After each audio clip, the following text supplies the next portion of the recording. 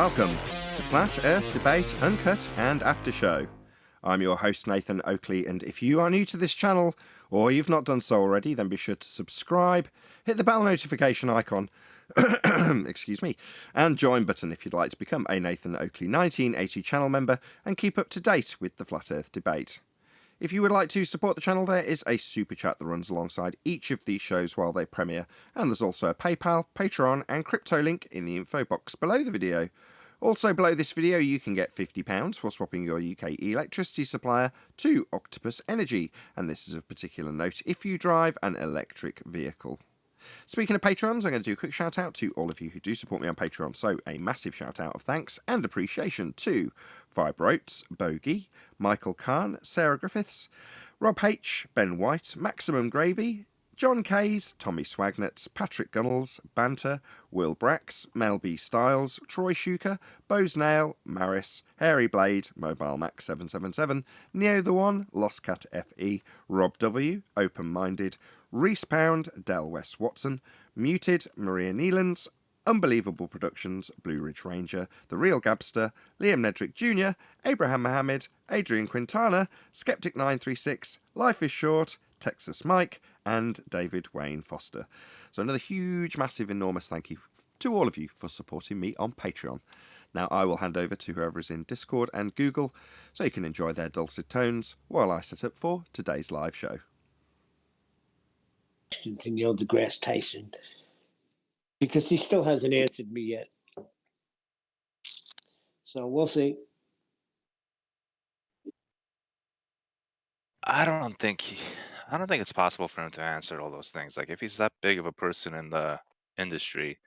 Well, then why have it then? Why have this thing where you can contact him, you can get him on Wikipedia and on his planetarium thing. Yeah, I'll tell you what it is. It's This is the Hayden Planetarium, Neil deGrasse Tyson. Okay? It has request a speaking engagement, request an interview, general comments in Dropbox. That's where I'm dropping his general comment. Okay? So why are you going to have this if you're not going to answer people? Well, I don't know. I'm just thinking the way I think. I'm thinking like me as a Discord moderator. Man, I don't even want to read all the things that get sent to me. I know.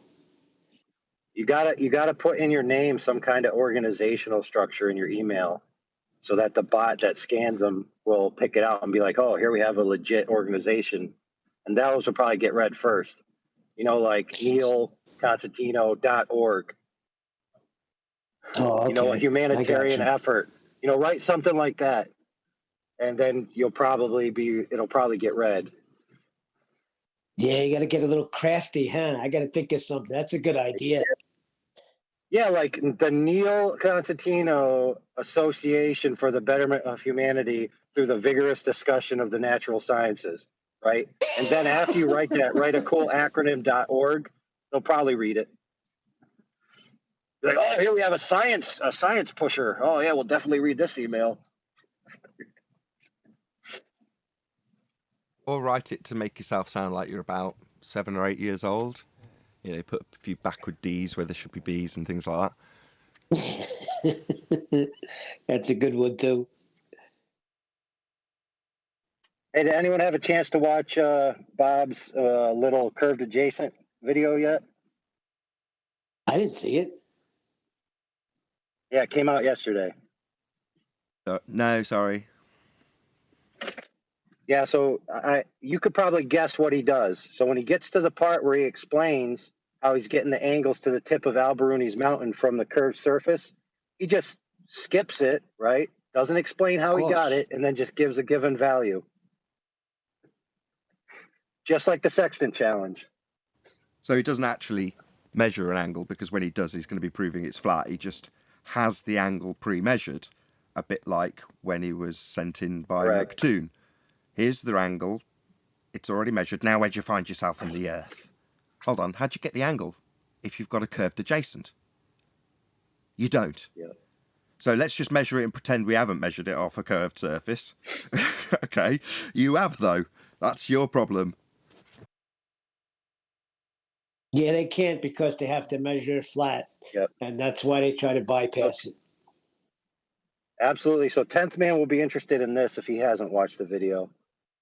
Is I doubt he's watched what the he video. did is I instead very of much using doubt standard that. triangulation, he considered the top of the mountain as if it was a point in free space, and then used the angle measurement to infer the 60 or 69 miles per degree, just like you would off a star. So he basically treated the top of the mountain as if it was a star, and you're doing celestial navigation off of it. Oh, that's fascinating. Is that how Al-Biruni measured it? I don't think so, if I remember correctly. Did he not just do trig?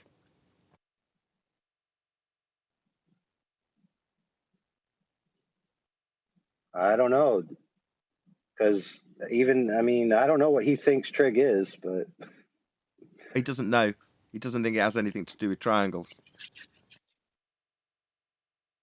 yeah, but I think there's a special sort of trig that deals with spherical, I can't even remember. It's some nonsense. Numpty trig. Hold on, I'll look it up. By the way, that was good how QE did that on yesterday's show that you reran. You ended it with QE. That little monologue he did, that was funny. Oh, I got it, Nathan. It's spherical non-trigonometric triangles. Oh, so non-trigonometric. So when he does trig, that's trigonometric, though. Hold on, dude. Hold on. You're not getting it. It's pseudo-trigonometric, okay? It's a totally specialized field that Dr. Bob is an expert in. I see.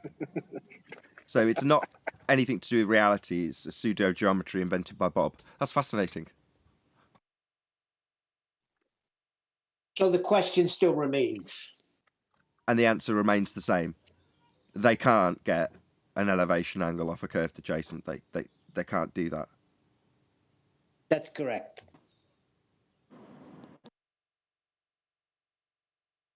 Yeah, triangles don't have bent lines. So while that show was playing yesterday, my wife was earwigging the show. And at one point in the show, I said a lot of what we discuss here, 99%, is not something that's up for contention or discussion. It's not agree, disagree. It's just, it is how it is. For instance, and while that was being said, the detailed discussion that we were having was about triangles. My wife's like, oh, right, so it's just you've got to agree with you, is it? I was like, no, it's not like you just must agree with my opinion. When it comes to triangles, they've not got curved baselines in right angle triangles. And then she started arguing with me. My wife, this is. She was like, well, you can get an angle. I was like, no, the definition of angle is two straight lines meeting at a vertex. That's not something you can achieve with a curved line if one of the lines in the triangle's curved. This isn't agree or disagree, it's just fact. This is a basic, simple principle about a triangle. How are you going to argue? And then I said to her, however, like you're now doing, lots of people will come in and say, no, triangles have got bent lines. Like you're trying to do with your pseudo what now? What was it called?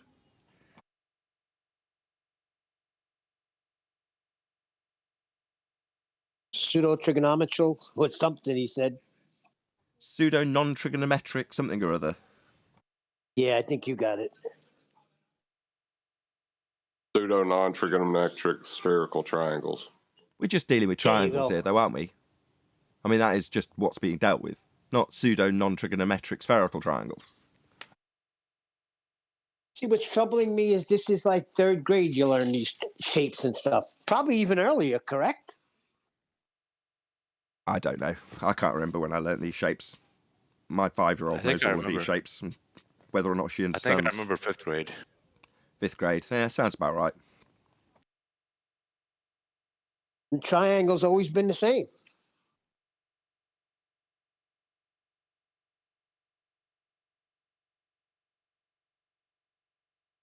Yep, getting more and more comments from people saying, yep, I observed the same thing in our opponents. They're getting more stressed.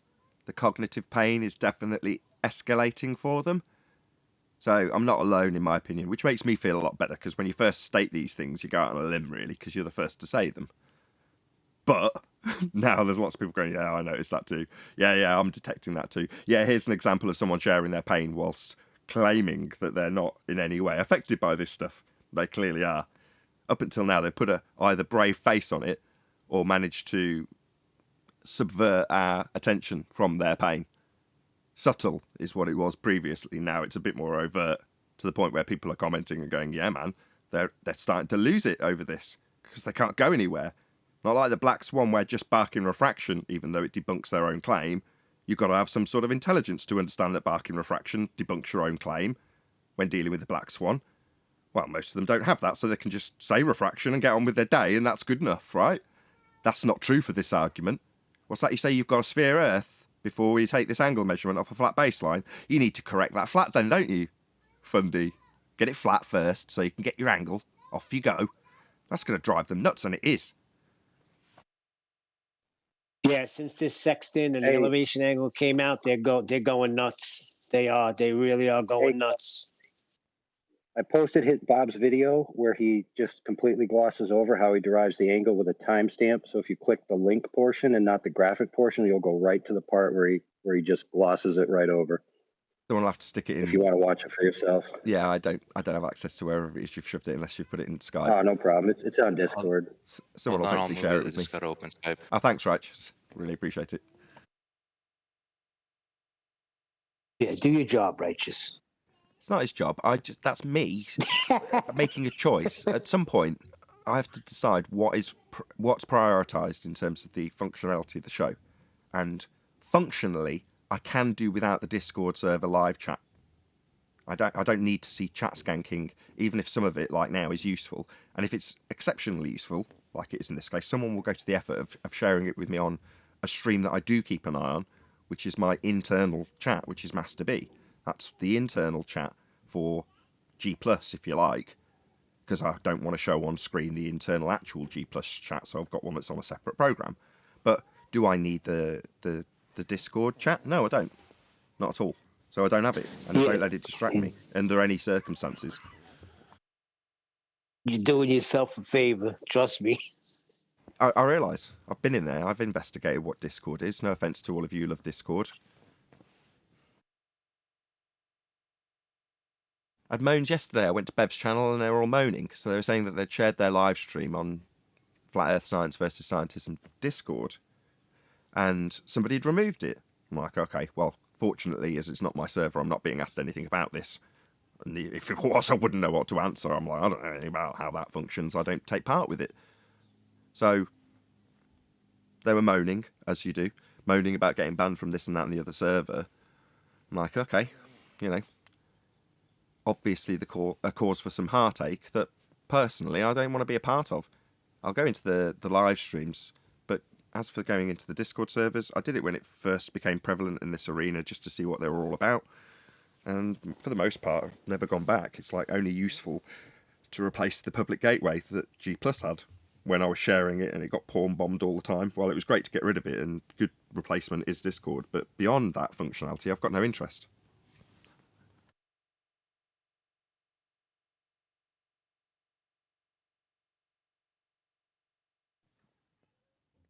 Exciting news today, a giant box, which is massive, arrived, which has got 3 more panels from my ceiling. Hooray. I'm sure you're all very excited about my melamine Basotect foam panels. I can hear it in your voice, all the shuffling uncomfortably, because you want to talk to me about it so much. Where are they going now? On the ceiling? Yeah, clouds, they call them.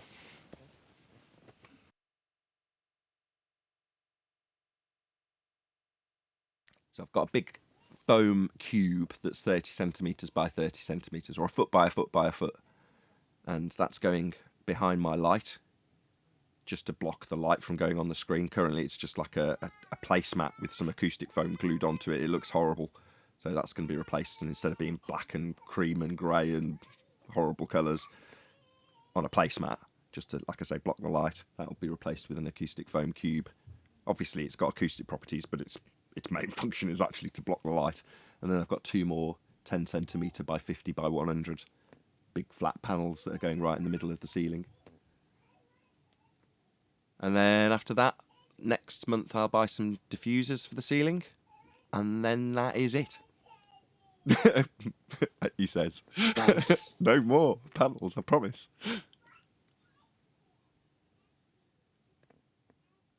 I'm very happy. It's like crack. It's an audiophile crack acoustic treatment, because every time you add a little bit of it, it gets better, noticeably so. You're like, wow, that sounds better, and you want more. And it's the kind of audiophile crack that I never achieved with actual audiophile equipment. So you get to a certain level, when people say there's diminishing returns, it's a lie. There's no return. None. You get to a point where a certain piece of equipment's transparent, and in amplifier terms, all you can get beyond that is just getting louder with more difficult speakers. That's all a better amp will do. But if it's transparent, you can't tell. It's essentially not in the. You can't hear it. It's not adding anything or taking anything away. So that's kind of what it is. And I think I learned that very early on when I was selling equipment. And you never got to a point where you're like, wow, that sounds better. You got to a certain level and you're like, that's good. And then it never got any better than that. And now I know why. But treating the room is mad. It's like putting on a pair of headphones now. It's mad. Listening to some music after the show's finished. And as you all know, go on. I was going to say nice. That's got to be the good part about it. Let me ask you a fast question. My son, because I got him a new bass for Christmas, so we plugged it in the other day, and we purchased a bass amplifier, a Fender bass amplifier, and I think it's blown out. Wouldn't surprise me. Fender makes some really cheap stuff now, and they make. So what should I get? I don't know. I'm not a musician. I don't know what to buy. A decent bass cab and an amp. You know, the amp I'm using is a musician amp for my subwoofer. So technically speaking, you could run that with an input of some kind but it's by comparison that's a fairly complex rig to do bass. I mean, all I'm using it for in the show is to make sure nobody's got any horrible, harsh, low frequency rumbles or whatever breathing down their mic and causing 30 or 40 hertz to permeate through everyone's phones. Sounds I don't know. I thought it was the wire. You know, I thought the wire might be a little loose. It's just crackling. I'm like, wow, I think the amp is blown. Comes in and then it goes out. It's got to be blown. No, it sounds like there's a loose connection. Just have a look inside the box and see if all the connections are soldered correctly. Because no, if it's blown, it's blown. It won't work. If the speaker's blown, it'll sound very, very distorted. It won't just come and go. That's a loose connection. Yeah, it definitely comes in and then it goes. Comes in and then it goes. So I got to open it up then, right? Yeah, open it up and find where the loose connection is. It's probably just maybe the speaker terminal's just a push-on connection and it's just come loose in shipping, something like that. But if it sounds okay, when it's working, does it sound normal and okay? Yeah. Then it's a loose connection. If it's blown, you'll know about it. If it's the speaker that's blown, you'd know. And if it's the amp that's blown, it probably wouldn't work at all. Yeah, my father, this is in the 80s when I first started playing bass. My father was one of those guys that would just, on a job site, if they were working for, say, Fisher, he would come home with a stereo. Fair enough. You know? So I figured out that I could plug my bass into it, but I blew both of his speakers. Twice he came home with stereos and I blew them both with my bass. Yeah, I was bad. That's not a good idea. Unless you've got a rig that's designed to do bass. Most hi-fi speakers aren't. You know, they might drop to 70 or 60 hertz or something, but you know, you need more than that and you need a lot of power to do bass. You need lots of watts. I didn't know. I just plugged it in and I said, wow, it sounds good for about 10 minutes. And then then you heard this little faint sound. I was like, oh boy, I think I blew the speakers. Not good. But as I say, the amp I'm using now is actually a bass amp. So it typically would sell to musicians. It's called an RSLA2. And it's designed to run bridge mono into a bass amp at 8 ohms. So that's what it's for small and medium venues for a bass player. But that's ideal for a subwoofer. That was absolutely perfect. All I did was disconnect the fan. So typically, if you're playing it at horrendous volume levels, right up to near the clipping point, like as loud as it'll go, basically, you need a fan inside it to keep it cool. On stage, that doesn't matter because it's so loud. In here, it's all I'd hear. I'd just hear the fan, so I just ripped it out. So now it's passive. So it's silent. Perfect. Runs my subwoofer. If anybody breathes down their mic, I can hear it and tell them to get off it or put themselves on mute. Yeah, you don't need a fan. You got 10th man for the fans. In the amp. Nice one, Neil. Yeah, so I'll be putting my acoustic treatment up. The show will probably be a bit shorter today because I'm keen to do it. Yeah, the problem is the ballers come here and anti-flat earthers come here and they're afraid of the crushing logical arguments. We on the panel. Do you mind? I was talking about acoustic treatment. How dare you? And you cut out. What happened? I didn't get the end of that. Well, because Nathan cut me out because I was being too loud. No, I didn't. The joke came because... No, the joke came as a result of you losing your connection or whatever. Yeah, that's right. What funny times we live in. Well, I've only got 10 minutes before the live show. I'm going to have to make this coffee that I said I'd make ages ago. Go ahead. So 10th man, Citation Police said that Bob came up with an elevation angle. Oh, good. I'd like I to... posted it in Skype. Yeah, does it match what all of history has shown it to be, or is it different? But you see for yourself, it's timestamped. Just hit play and you'll see it right away. I'm not there yet. I'm asking for your critique. Does it match what the elevation angle is to all of history and what mathematicians write, or is it different? What do you think? It looked different to me. It looked different? He did what McToon did. They got it first, and then they bypassed how they got it on a flat surface. Well, we've seen Bob's attempts to debunk how sextant works by acting as an expert on how sextant works, and everything I've seen from him so far has been terrible. Got a horizon mirror on the sextant. He says you don't need a horizon. He thinks he's being a little trickster because he's using an artificial horizon. Oh, by the way, that's still a horizon. It's just artificial. I mean, it's nonsense.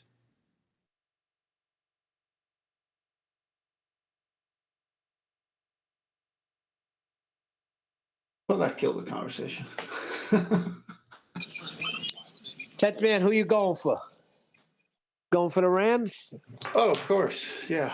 My original team was the Rams when I came to America in '66.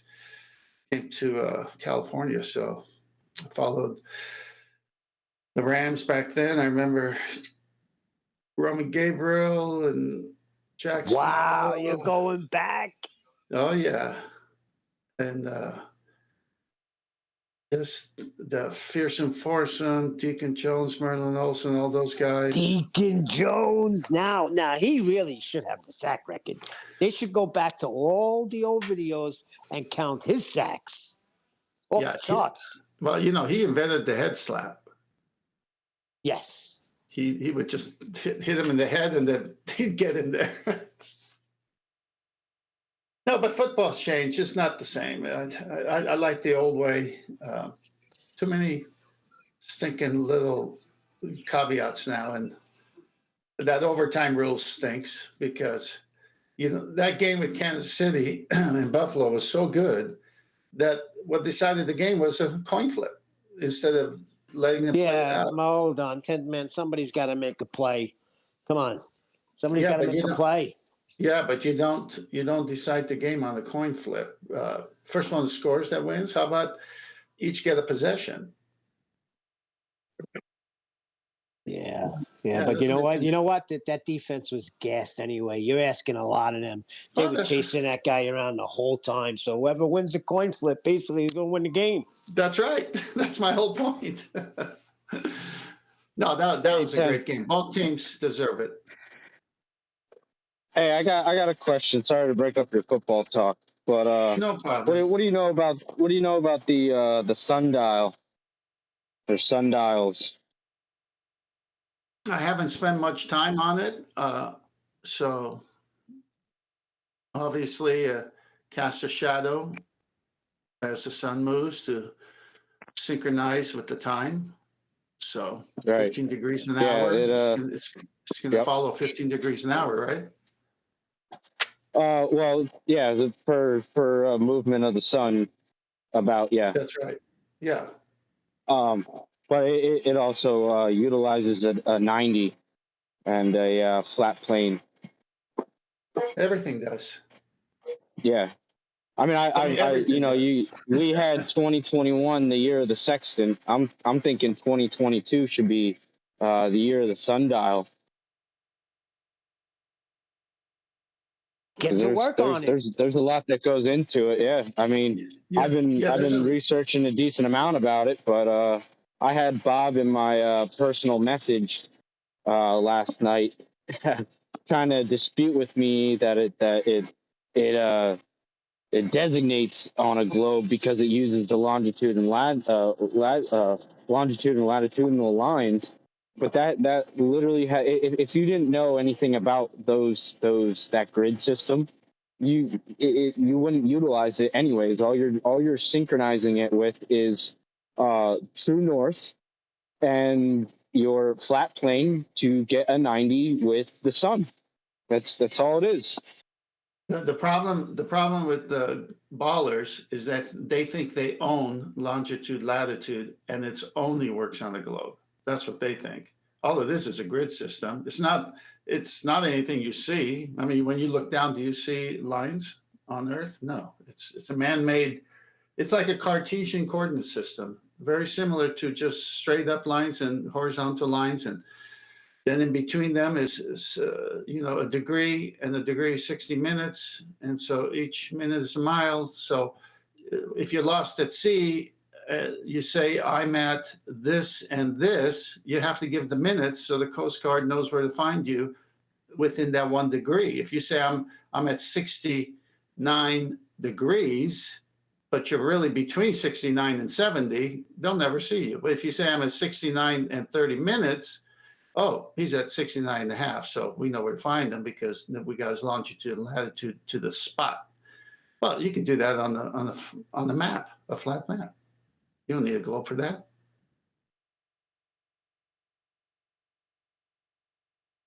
Right, and there's a tool that you use to make like your own sundial. It's called the horological trigon, and it specifically uses trigonometry, which is triangles. And then you could put it on a flat piece of paper, on metal. That's the things that sundials are made on, and you map out the location of the sun and the time that it will be there. It's really it's so simple, and it uses the 90 with the genome. And I think 2022 should be the year of the sundial.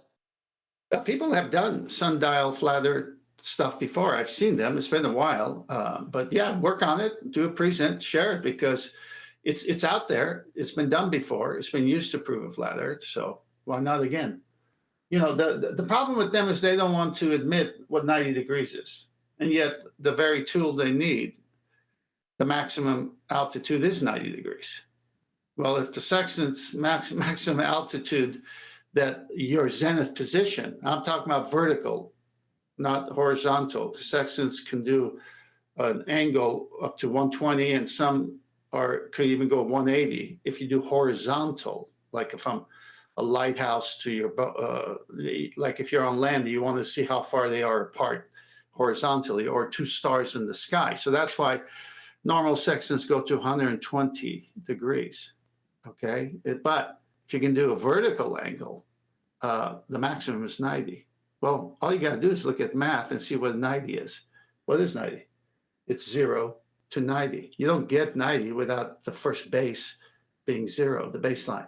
So 0 to 90. So if you're a sailor with a sextant in your hand and you're doing a vertical angle and the maximum is 90, guess what it's coming off of? a baseline of 0, no curved adjacent. The tool kills them.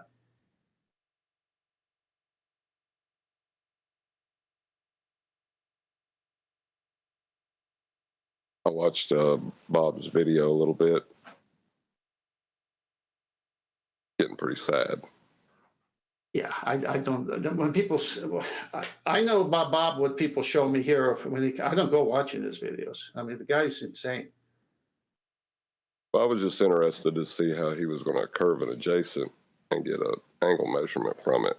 But what he did was he took a flat plane, got his angles, and then he said, well, this is what those angles would look like on a sphere. Of course. They start with a flat baseline, then that's what Nathan put it succinctly. They measure everything flat, then they say, okay, it works on a sphere, and they show pictures, orthographic view. That's what kills them when they look at a Sexton manual or any book, is because of the deception.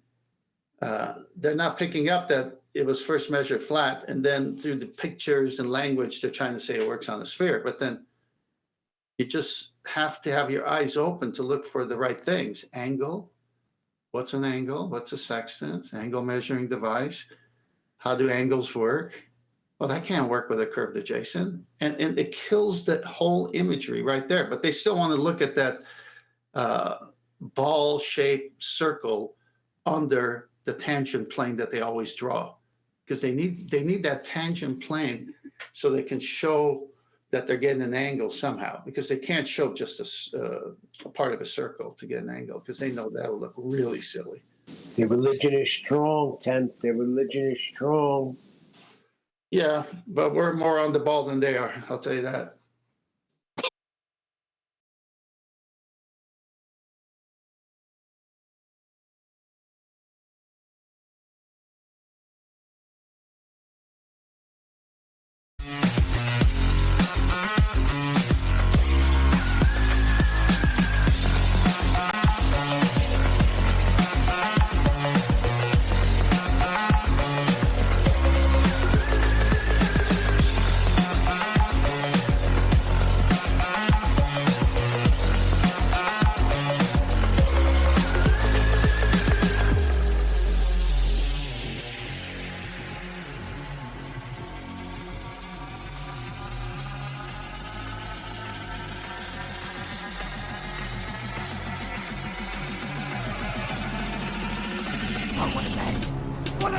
Welcome to Flat Earth Debate Live. I'm your host Nathan Oakley, and if you are new to this channel, or you've not done so already, then be sure to subscribe, hit the bell notification icon and join button if you'd like to become a Nathan Oakley 1980 channel member and keep up to date with the Flat Earth Debate. If you would like to support the channel, there is a super chat that runs alongside each of these shows while they are live, and there's also a PayPal, Patreon and crypto link in the info box below the video. Also below this video you can get £50 for swapping your UK electricity supplier to Octopus Energy, and this is of particular note if you drive an electric vehicle. Most importantly, if you'd like to join the discussion, simply mute the page you are currently watching, then click the link in the info box below this video to join the panel and express your views on the nature of Earth. If you do join, please don't swear. If you do, you'll be ejected, and if you are, please don't try to rejoin the stream using sock accounts. You'll be warmly welcome back on the next stream. Please also share the show on social media. Sharing the show obviously increases the live audience, but this in turn increases the chances of a more diverse panel, so please share the show on Facebook and Twitter. Now we are joined by Arwin, the Adam Meakin, 10th Man, Refracted Curvature, Neil, and a whole bunch of people in Discord, so welcome one and all. Greetings. Afternoon, everyone. How are you? Hello, good afternoon.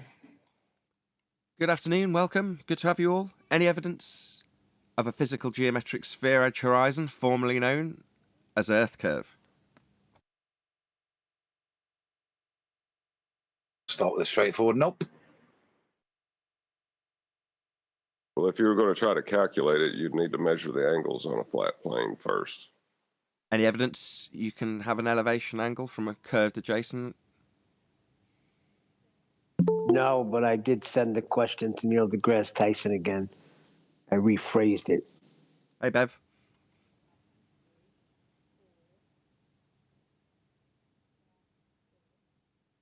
I'll just edit that out. Hey, Bev. I'm that one. And that. Any evidence of axial rotation of the Earth-based variety?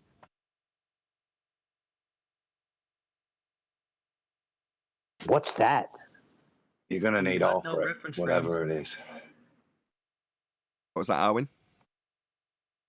We ain't got no reference frames. We don't need no deviation. Any evidence of the distance to the sun? We ain't got no reference frames. Boom, boom, boom, boom. Hey, teacher, you and your reference frames are ruined. Distance to the sun? Anybody at all? What is the sun? It's just another brick in the sky. I love it. We'll stick with 3 AUs. I bet if you try to, Hold on. Go ahead, John. I was going to say, I bet if you're a heliocentrist, the first thing you'll do is try to use elevation angles. What, flat plane And then- measurements of two straight lines? Yeah, and then try to insert R. So throughout the pre-show, apparently Bob the Science Guy's released a video about how he can acquire an elevation angle from a curved adjacent. And in fact, from what I understand, I haven't obviously watched this video. I don't watch Bob. Let me get it straight. He's measured his angles off a flat surface and then said, hey, if they were on a curved surface, they'd only be this different. Is that correct?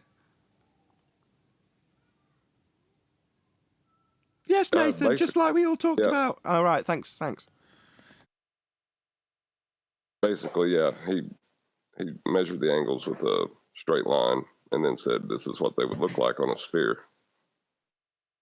Those straight lines that he measured on a flat plane. I mean, that's fascinating. He can transpose the flat plane measurements he took off the ground with a flat plane and two straight lines meeting at a vertex and said, guess what? If I take these flat plane measurements taken off a flat plane, they'll look like this on a sphere. That's really interesting. Thanks, Bob.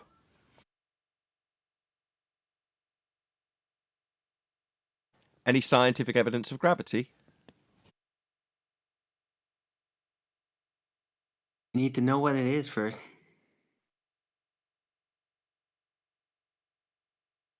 We know what it is. It's the bending of a conceptual medium known as pseudo-Riemannian force space. And what is that? Length, breadth, depth, and time. A conceptual medium only described in maths as pseudo-Riemannian force space. Well, you can't really scientifically prove a concept now, can you? No, who said this was science? This is just maths. You and Not your real. scientific proof for gravity is ruined, Nathan. There isn't such a thing. We're talking about the description of bending time. Don't be so silly. You can't bend time, it's just a concept. But I can describe it in maths, it's called gravity. Well, if you can't bend time, why are people late? Being late isn't time being bent or broken. I know. But that's what the baller would say. What would time be bending around? It wouldn't. Concepts do not bend, nor do they dilate. Just referring to R in that one. Any evidence you can have gas pressure without the necessary antecedent of a container to press upon?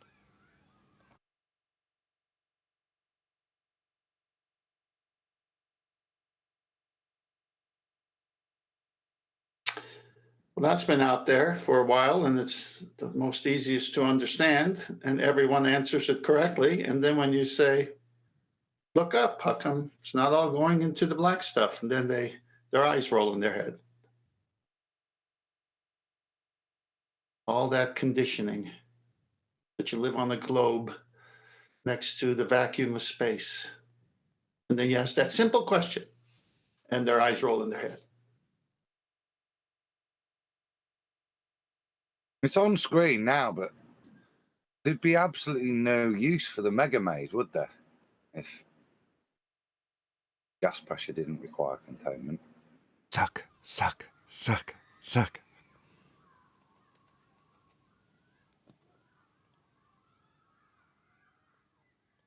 Yeah, that's Hollywood laughing at you right there on screen. That's Hollywood going, yeah, you all believe the sky is a vacuum. Yeah, let's put a vacuum in the sky. Of course, to make that work, we'll have to put a great big dome all the way around Earth to have gas pressure to remove by way of vacuum. But there we go. It's obviously humorous to Mel Brooks. Well, there's a secondary admission in that picture, isn't there? Because he's also saying that outside of the containment, it isn't a vacuum. Because to create the vacuum, I've got to put a big lady with a vacuum cleaner there to make the vacuum that instantly should appear, shouldn't it? You just open that window. But even there, he's not got a vacuum outside of the containment. It requires somebody to go and make the vacuum with another container, the vacuum cleaner. Right. If you consider what a vacuum is actually doing, it's creating a differential in the chamber so that the pressure of the air outside of the chamber forces the dirt along with the air that's trying to equalise into the bag. So you lower the pressure in the bag, therefore the higher pressure pushes all the dirt into the bag.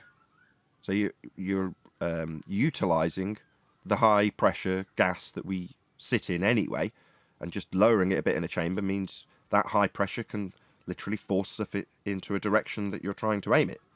Well, that's wonderful. But because you've got a lower pressure in the bag, the gas wants to travel towards that lower pressure in the bag. Well, in this instance on screen, the lower pressure is the black area. That's the differential.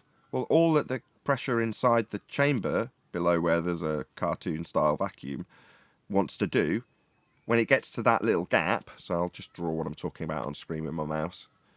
This gap here, around where there's a cartoon-style vacuum, a gas particle that reaches here no longer has anything to press on. So it just goes out. That's all it does. So another gas comes all the way from the ground, comes to this little hole, nothing to press on, so it goes out. Now imagine what would happen if you removed this layer, this chamber, this dome, whatever they call it in Spaceballs. Suddenly, there's nothing at all anywhere to stop any gas from going into the black area, which is precisely what gas wants to do. Just expands in whatever direction it's moving, and just keeps doing it till it collides with another gas particle or the walls of a container. That's what it does. So if you don't have the walls of a container, the gas we breathe would fill the space. We'd all be dead if the sky was a vacuum. So the sky is not a vacuum. Space is vacuum. So when they, to the earlier question, the bending of space-time, so they would have us believe that this concept, this made-up thing, bending of space-time, is the result of that air being on around the Earth and not escaping. Is that right? Well, yes and no. Many of the things we have in the heliocentric model, including time and much of the geometries, derive from celestial objects that we could describe as being clocks and calendars. Well, they're moving in a pattern that allows you to track what we have redefined as time and put it into a numeric construct. And then from there, with the issues that transpose thereafter, when you move the sky movements onto a spherical ground that you infer from those movements, suddenly you've got a whole bunch of issues that don't reconcile themselves. Obviously, I'm not going to rehash what we've been talking about for the last 8 to 10 weeks, which is the sextant. That's the obvious one at the moment for anybody who's been watching. But there's a whole bunch of other problems that occur when you reverse engineer time into geometry. Well, that leaves them with a necessity to make up this bullshit narrative about gravity. And when the gravity doesn't work out in terms of them holding matter onto a spherical surface that's spinning, with mass attracting mass 107 years ago, well, then you've got to somehow move that forward into the very thing you derived the concept of a spherical ground from in the first place, which is where we get our time from in the first place. Well, then you end up coming full circle and ending up with this bending conceptual medium of space-time. And it's like, it's all backwards. We aren't reifying into existence a force that doesn't exist, that isn't really a force, but you can think of it as a force because it's a bending space-time medium that's in maths only. All of that nonsense has come as a result of deriving what we see in the sky and their movements onto the ground. So, for instance, the equator. Is the equator actually a place or a thing or an outside edge of a sphere? It's none of those things. But it's reified into existence from the movement of the lights in the sky. Now, they could be used to track time in a very sophisticated manner, as opposed to the doesn't quite work numbers that we assign as mere mortals. But that's what we've got. We've got the numbers we assign reified back into the existence in the sky, which is where we got the ground from in the first place, curving. Bit of a mouthful.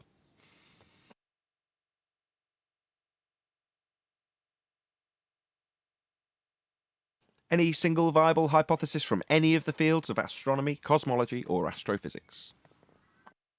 Not yet.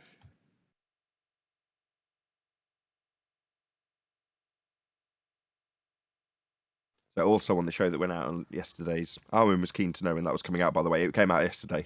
Arwen. You were like, when's Thursday's show coming out? I was like, yeah, on Monday. But anyway, we had Flat Earth Goddess on it, and she was saying, why do you guys get so triggered about science? We're like, because that's how I've been deceived in the first instance. So when it comes to the housekeeping question about any viable hypothesis from any of those fields, try to bear in mind as an audience member on any side of the argument, that's all you'll hear all day long, claims of science this and science that, and 99% of it isn't. But that's the magic trick. The heliocentric world's been sold to you on the basis that it's got science, and you were told from an early age that science proves things. Therefore, if they've got science, they've got proof of a heliocentric world, they told you with maths, not science.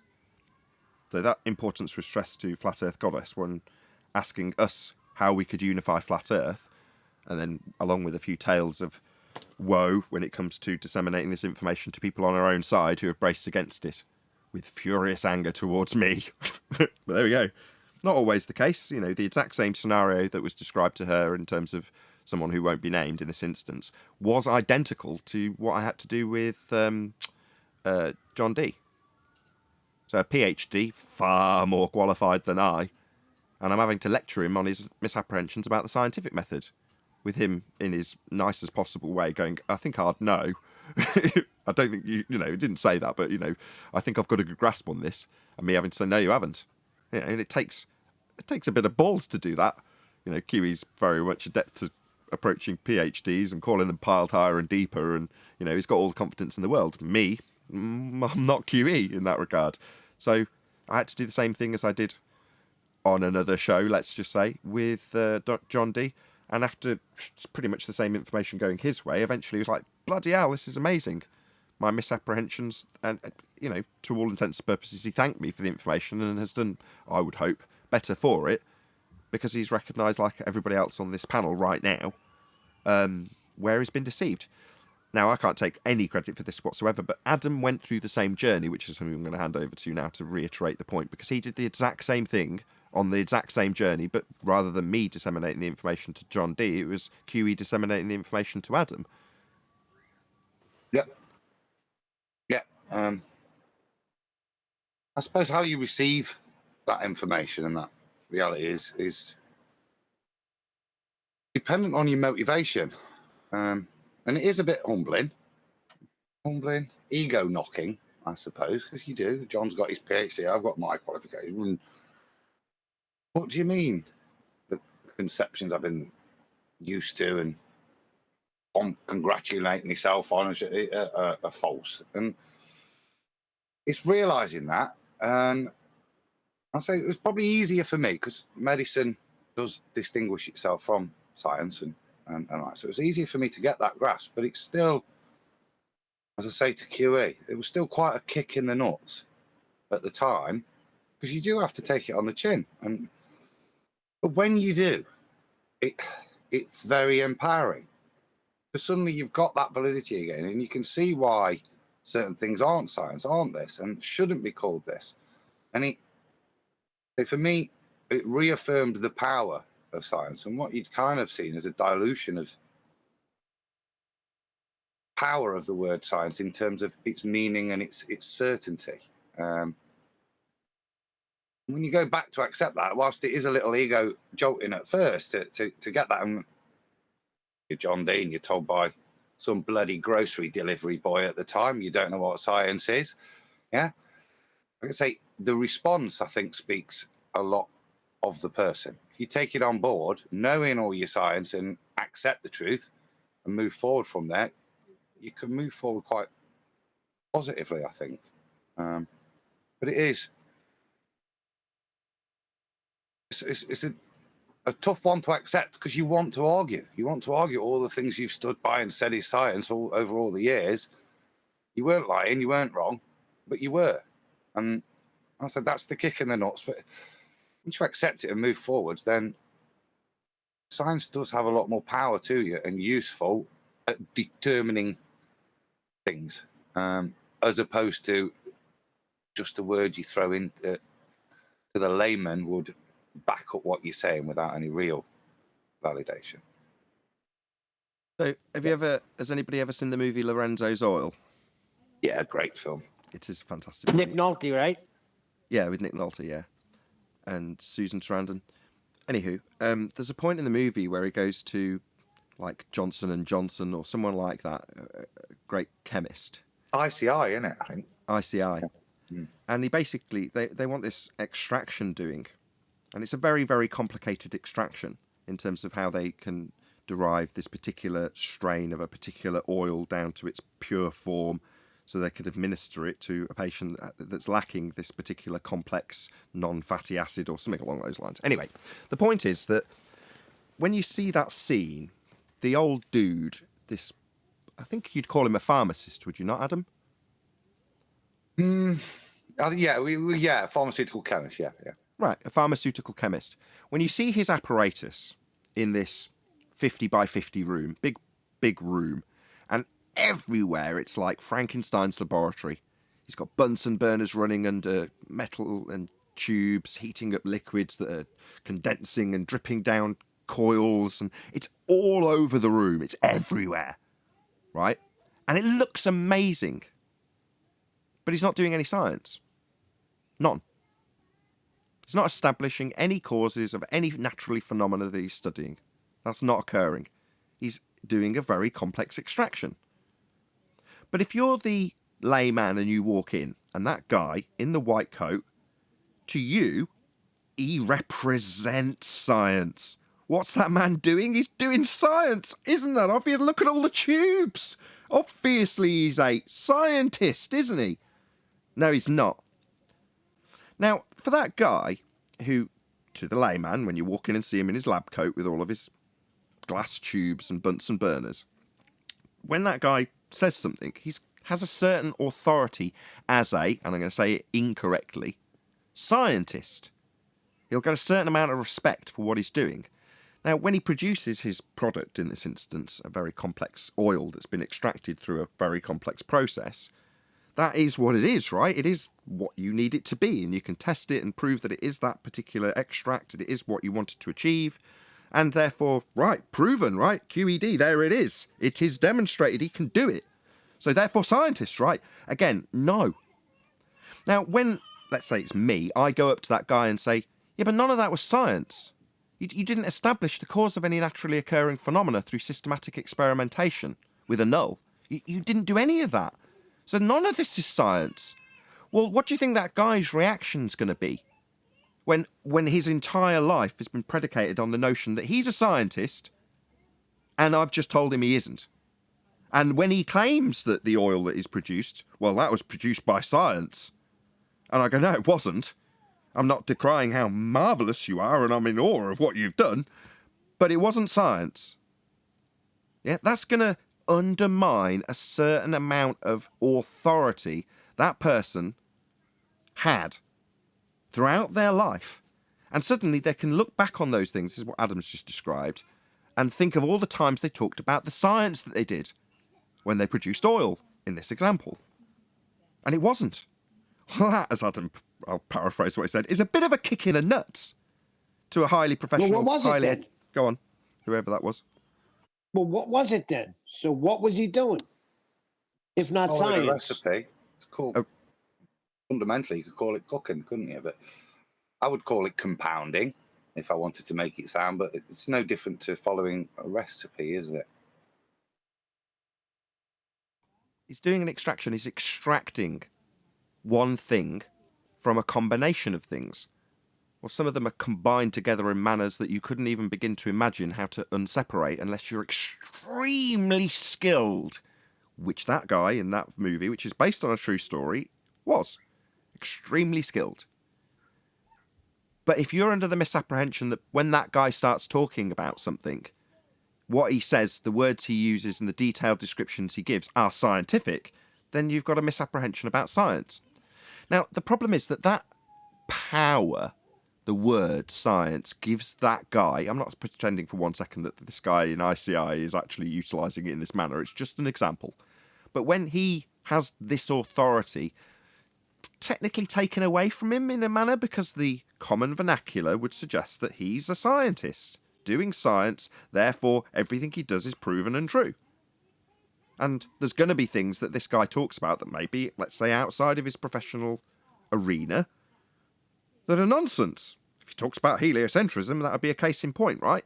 Suddenly, if he starts talking about outer space, this chemist, then, well, hold on. Why do I take this as read? Why am I taking this at face value? Well, obviously, anybody who's next to me says, this man's a scientist. So, of course, he's a scientist. This man is science. And suddenly, he's not. He's a magician with a hat on telling you a story about an outer space sky vacuum that stands in violation of natural law, but because he's got all of this stuff in the background, suddenly he represents science. Now, nobody wants that power taken away from them. And a lot of people in our own arena, on our own side, I say under my breath, also recognise this magic trick. And they'll punt science too. This is science, that's science. This man-made device, this gizmo, that's science. That proves my point I'm making. Yeah? It's the same magic trick being utilised by our own side. Anyway, the point of all this was back to Flat Earth Goddess. When it comes to unifying with people who don't recognise this, don't want to recognise this, in fact, potentially want to utilise the exact same trick we've been deceived with to give themselves a bit more authority, power and credibility, then that's something that, unfortunately for me, I don't want. Now, I could just keep my mouth shut, right, and just babble on about science all the time, every time I talk crap about something I don't really understand or a claim I've made that I can't validate.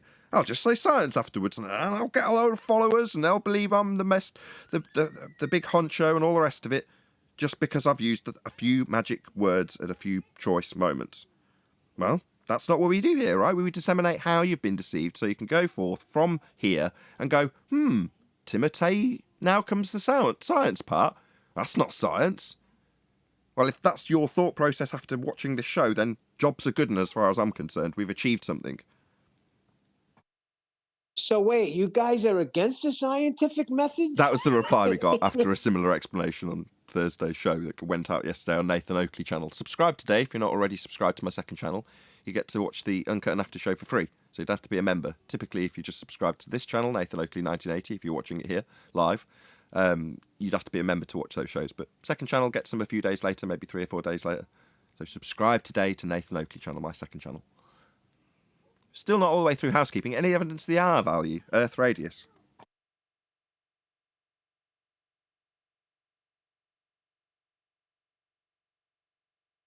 Also, did anybody share the show? It's been about 100 people watching for about 20 minutes. And have we heard anything from Bev as there's a protracted silence right this second? Hello. Hello, Bev. Good to have you. Good day. You're killing it, mate. I'm watching your show regularly because you're killing it. Yeah. Thank you. They don't know what Could to do. do with some more people watching. So if you don't know who Bev is, Bev's of the moment right now, because if you're obviously watching Flat Earth Debate, you'll hear us talking about the sextant all day long, every day. Well, while the sextant is a tool, and some might say, well, it's a fad, you know, it's like the black swan, it'll come, it'll go, it'll be another argument that's tucked into your pocket. That won't hang around forever. But the principles that the argument that we're using currently are based on is something that Bev has talked about ever since he got here. And so this is very much Bev's moment, because they hear the stuff here about sextants and elevation angles and adjacents and all the stuff that Bev talks about. Then they go to Bev's and hear him talking about it in even more detail. And it's very disturbing for them. I shouldn't laugh, because I know you're not interested in causing people cognitive pain, Bev, but there we go. Yeah, with narrowed it down to logic at the minute. Like the common cause it is the logic, and as soon as the logic enters the argument state, then the model just has to disappear. It's the model's a ridiculous concept. As soon as you start thinking logically about it, and yeah, they're in pain, real pain at the minute.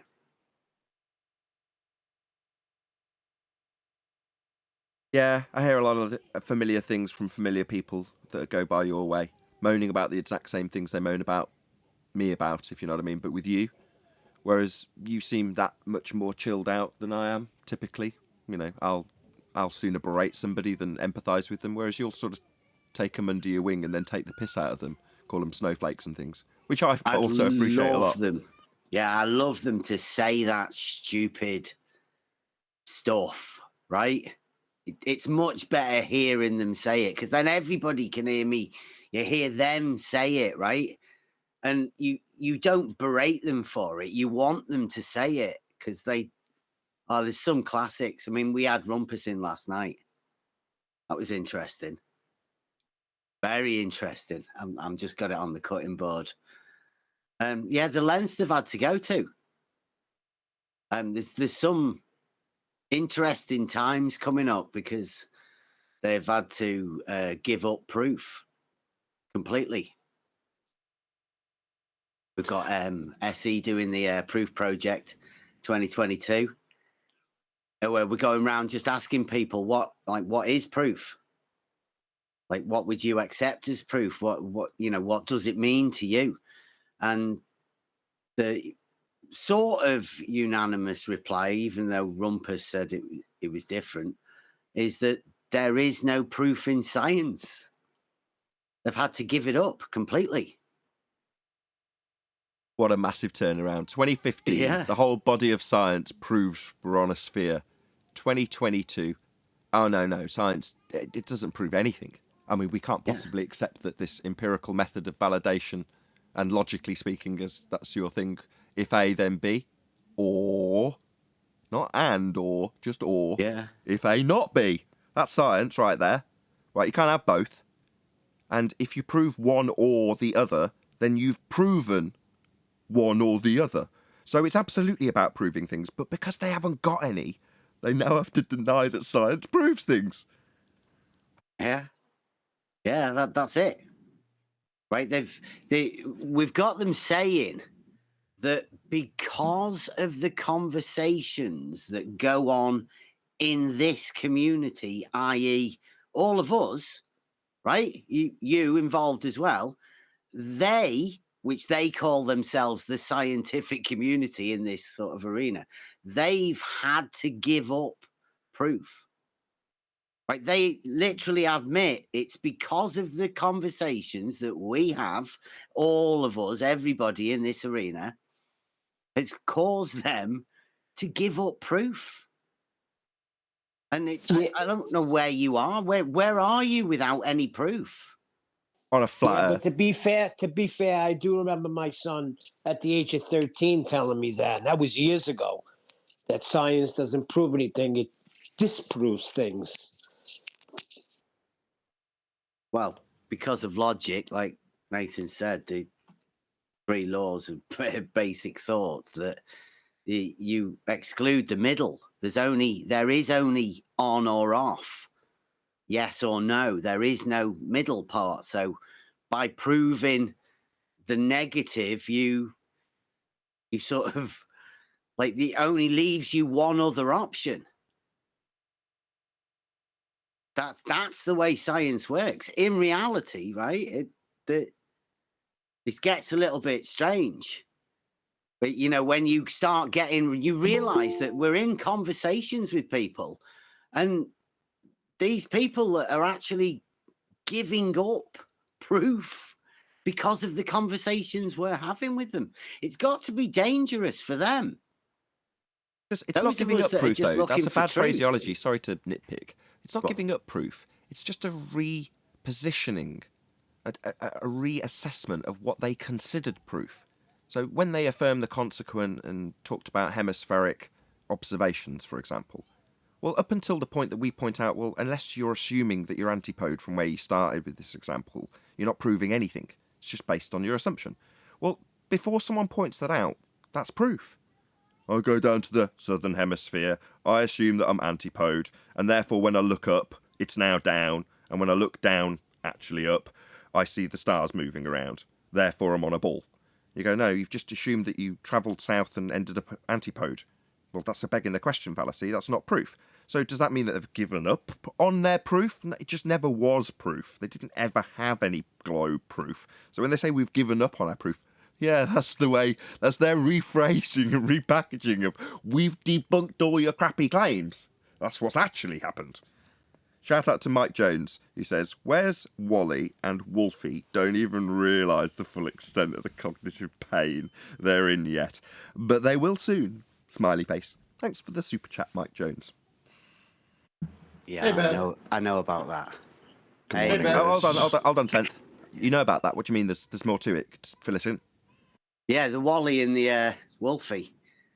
Well, like I say, we don't want to give too much away, but you know, you ask for proof of R, and Dave Weiss has been asking for a globe proof, and Wally has tried to present it.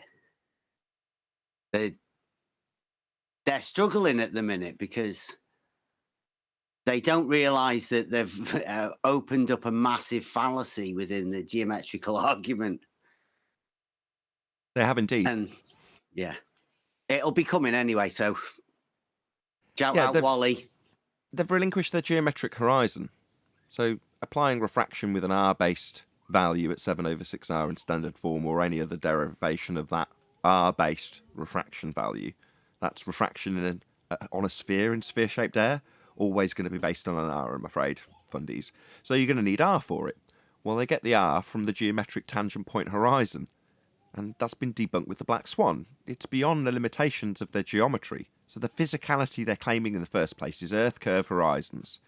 And if the physicality of a hill in the way moves beyond things it should be blocking, it's no longer a hill in the way with physicality. Well, that's their claim. That's Earth curve. So we've debunked their geometric horizon.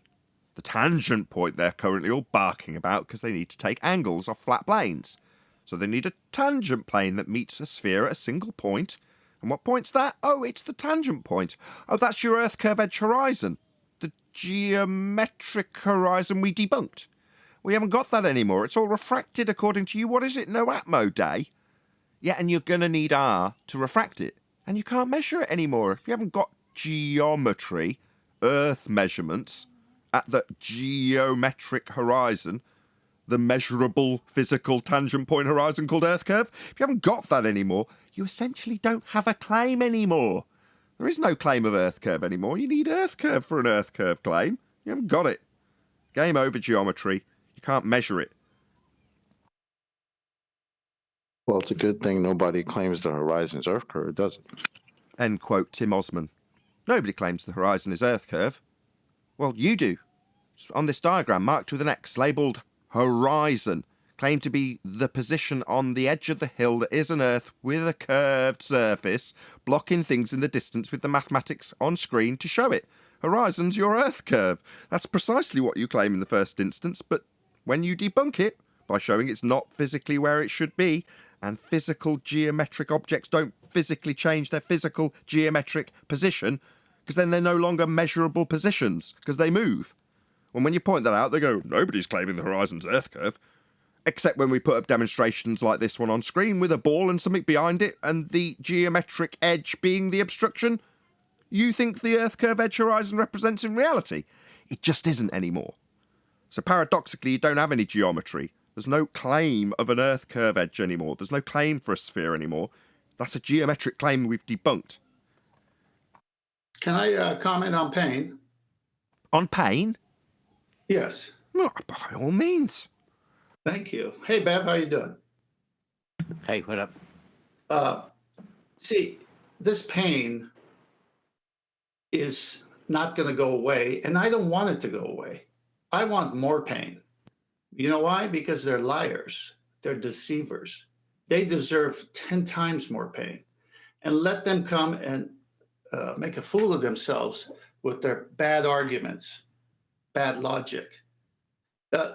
When you're going to go lie about the nature of our Earth, and you enter a discussion where someone's trying to say, well, where'd you get that to say that? And you just want to have that discussion. And then they resort to lying. And now that the white coat of science no longer serves them because the trick has been unmasked, they're willing to throw science under the bus. That's how much of a liars they are. So the very thing they used to hoodwink everyone is no longer hoodwinking anyone. So they say, you know what? That apparatus, that white coat, we got to get rid of it because it's killing us right now. So that white coat's no longer working for them. The more pain they get, the better, because they're liars. Now, truth seekers avoid pain because they can enter into a conversation. And as you said earlier in the show with Dr. John D. and Adam, once they found out what the scientific method was and what real science was, they didn't suffer pain because they're not liars. They're truth seekers. So these people are deceivers. To me, they're the enemy of mankind. So more pain, the better, until they change, of course. Then we'll offer mercy. Yeah, but that's what one of the points I wanted to make was that because of the conversations in this arena with i.e. there's no globe proof. There is no proof. So, I mean, everybody within this arena, you've got your housekeeping questions and all that. They've never been challenged.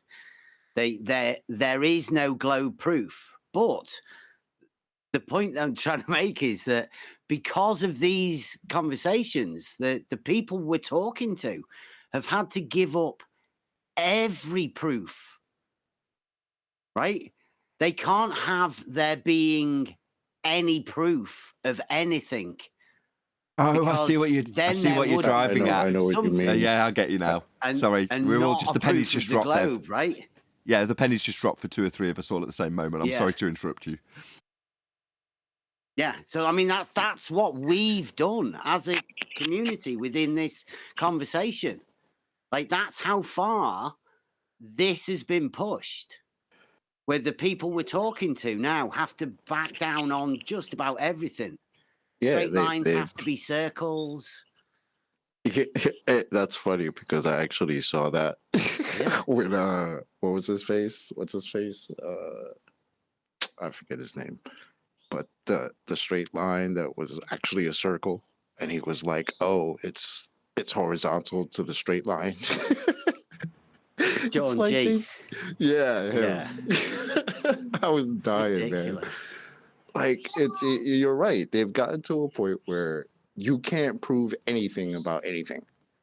It's like I've had somebody tell me, "Oh, you can't even prove that I'm here right now." It's like, wow, you really have gone to that level. Mm-hmm. There's a name for that. There's a name for it. It's called an existential crisis. Yeah. Yeah, and they're going through it.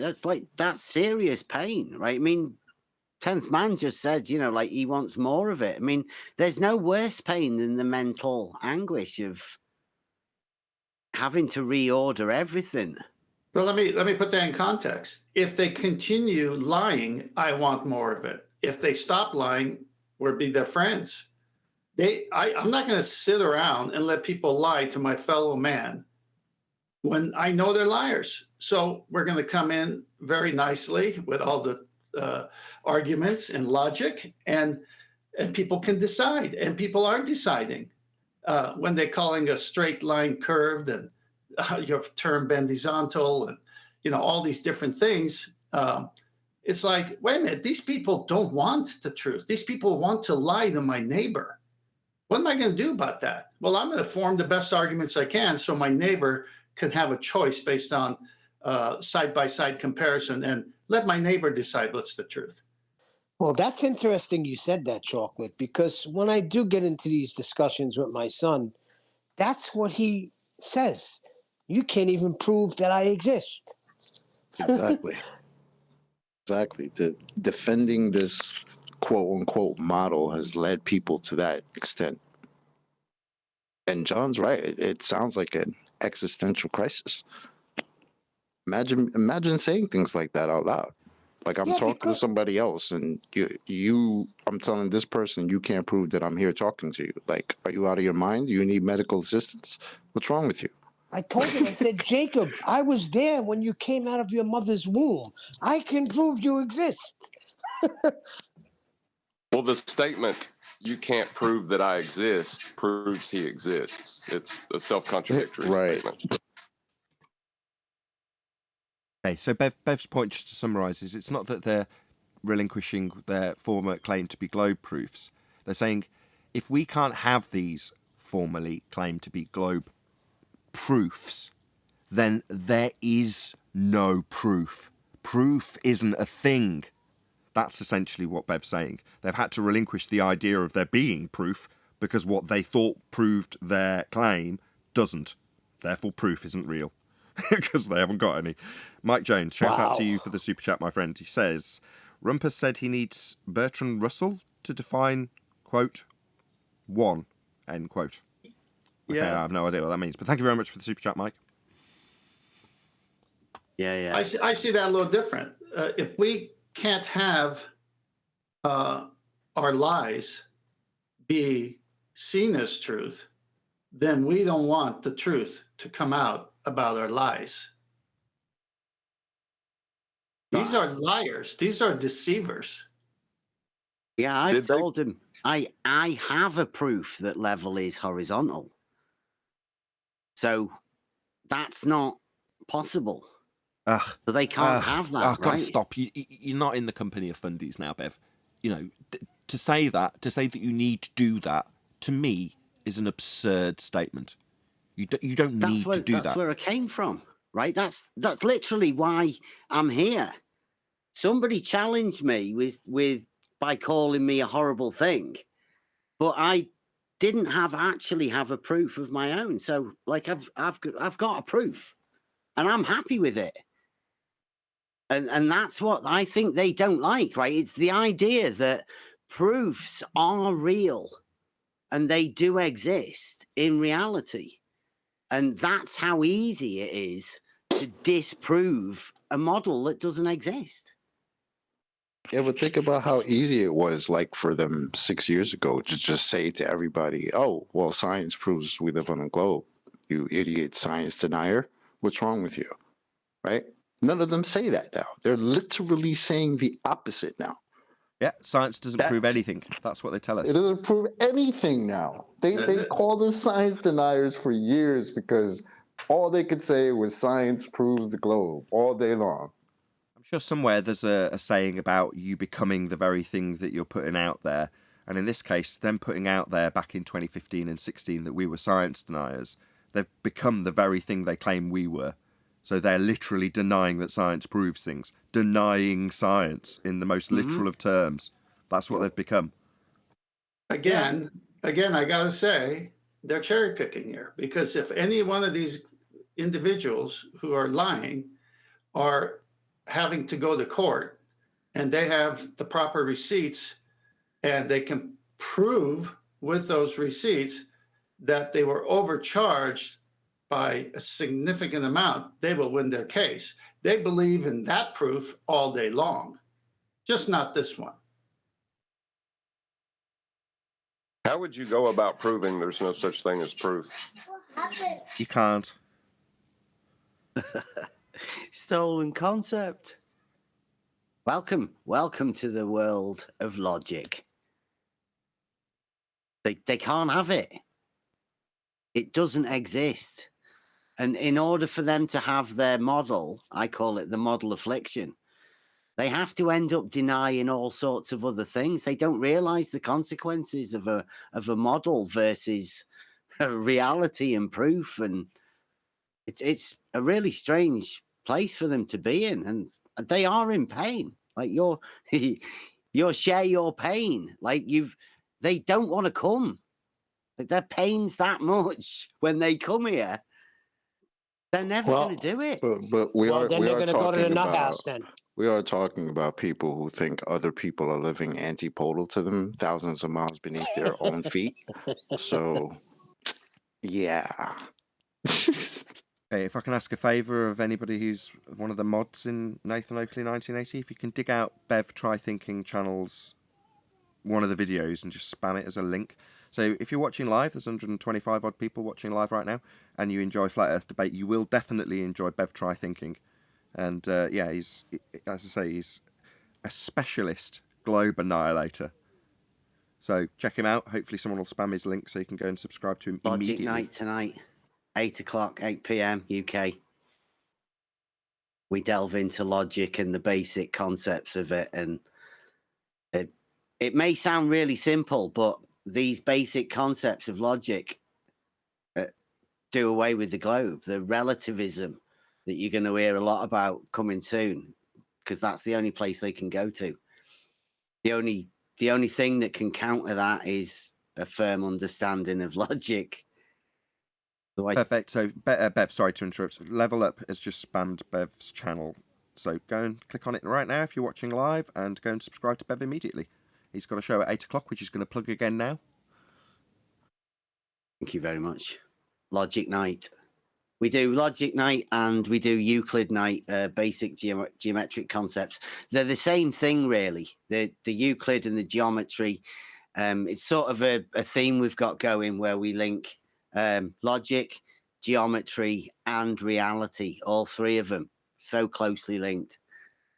And Also, all of them. Although it's a little bit lowbrow, there's a lot of memes. So if you're a fan of memes in general, T-shirt logic, there you go. I mean, yeah, T-shirt logic. We do all of that sort of stuff. T-shirt designer. Give my best to DP and spot on. Yeah. On one of the shows, I just happened to tune in at the right moment for this to be amusing, but I listened to Bev and he's in his very serious voice telling everyone, no, we've done a really good job with the GIF. You know, we've got it down to the right size, so it'll definitely share on all these different places. And he's giving all the technical aspects of this GIF. Then it appears, and it's a picture of Blue Marble Science pooping out globes when you press his nose. I saw that. Very amusing. Is that who it is? Oh, I didn't know who it was. Yeah, you did. I don't know why you said that, but very amusing.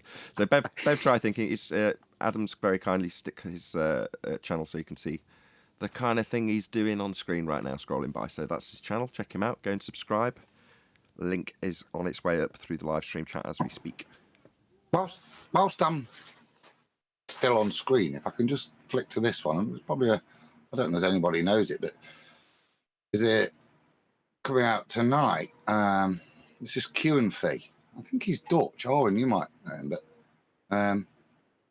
quite kooky. I like his videos, but the point of this is look at what he's talking about. And I've never engaged with this guy, but obviously the sextant debate is having an impact elsewhere, as that this guy's dealing with sextant issues and addressing their nonsense as well. So just to give a shout out, that's at I think 11 o'clock tonight.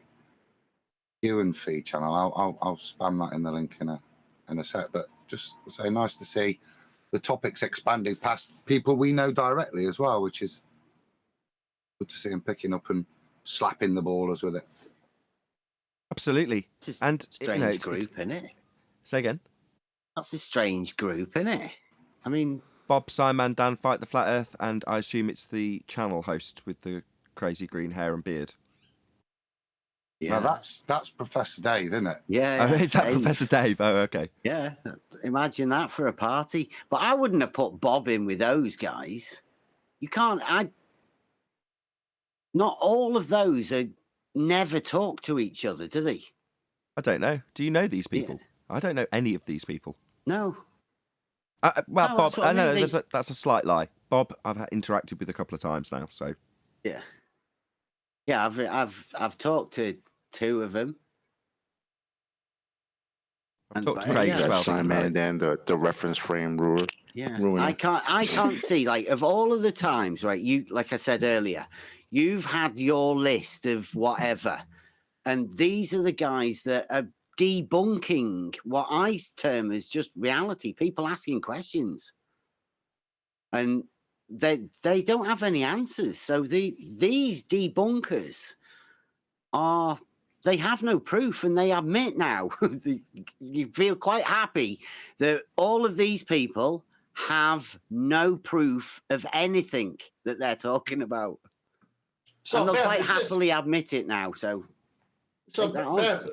Bev, is this the best they can do? Is this the best they can do? Is this their A team for the globe defense? They've got nothing. It's gone. Like surely you've noticed over the last 2-3 years, right? It's the steady decline of the globe defender. They've turned into debunkers. They don't even want to defend a globe anymore because they've turned into people who will ask us for proof of their claims. Yeah. That their claims are even made by their own side. That's how far they've fallen. They ask you for proof when they know there is no proof, like on their side. It's crazy. Exactly. Not only that, they're asking us to prove flat Earth. Nothing wrong with that. Main cry now. Hold on. Yeah. You've said this yesterday. There's nothing wrong with that. If you make a positive assertion the Earth is flat, then there's nothing wrong with them asking you to justify your claim. There's plenty of things to justify your claim with. Yeah, if they're not accepting any. That doesn't matter. I mean, that doesn't matter. Stop talking to him. It doesn't matter. If they don't accept it, if they give you a hand wave dismissal, or more likely than not an ad hominem, then that's their problem, not yours. But you're phrasing it as though it's unreasonable for you to prove a flat Earth. Now, maybe it's me saying it's obvious, observably, navigatably, immeasurably flat. They got the claim a globe, though. We're just revealing that it's flat. Yeah. You've got to understand. You seem to have been conditioned by the route I lead the guests on, Neil. So I lead them into making their positive assertion, and then I take it apart. And in that instance, there's no need for me to prove a flat Earth. But if you just go up to somebody and say, the Earth's flat, and they say, prove it, you go, it's not up to me to prove it. You've got the positive claim of a God. No. It doesn't work like that. You give them the proof. That's what I'm saying. You give them the proof, and they still refuse to accept it. That's when you just got to shut the door. Yeah. Fair enough. That's why they're in pain. But all the people that were once here, you can find them all together in one group. Over there on Jose G. Gonzalez, you see all the usual suspects that were once here, but got a spanking. Never come back anymore. And when they do, they get their ass handed to them.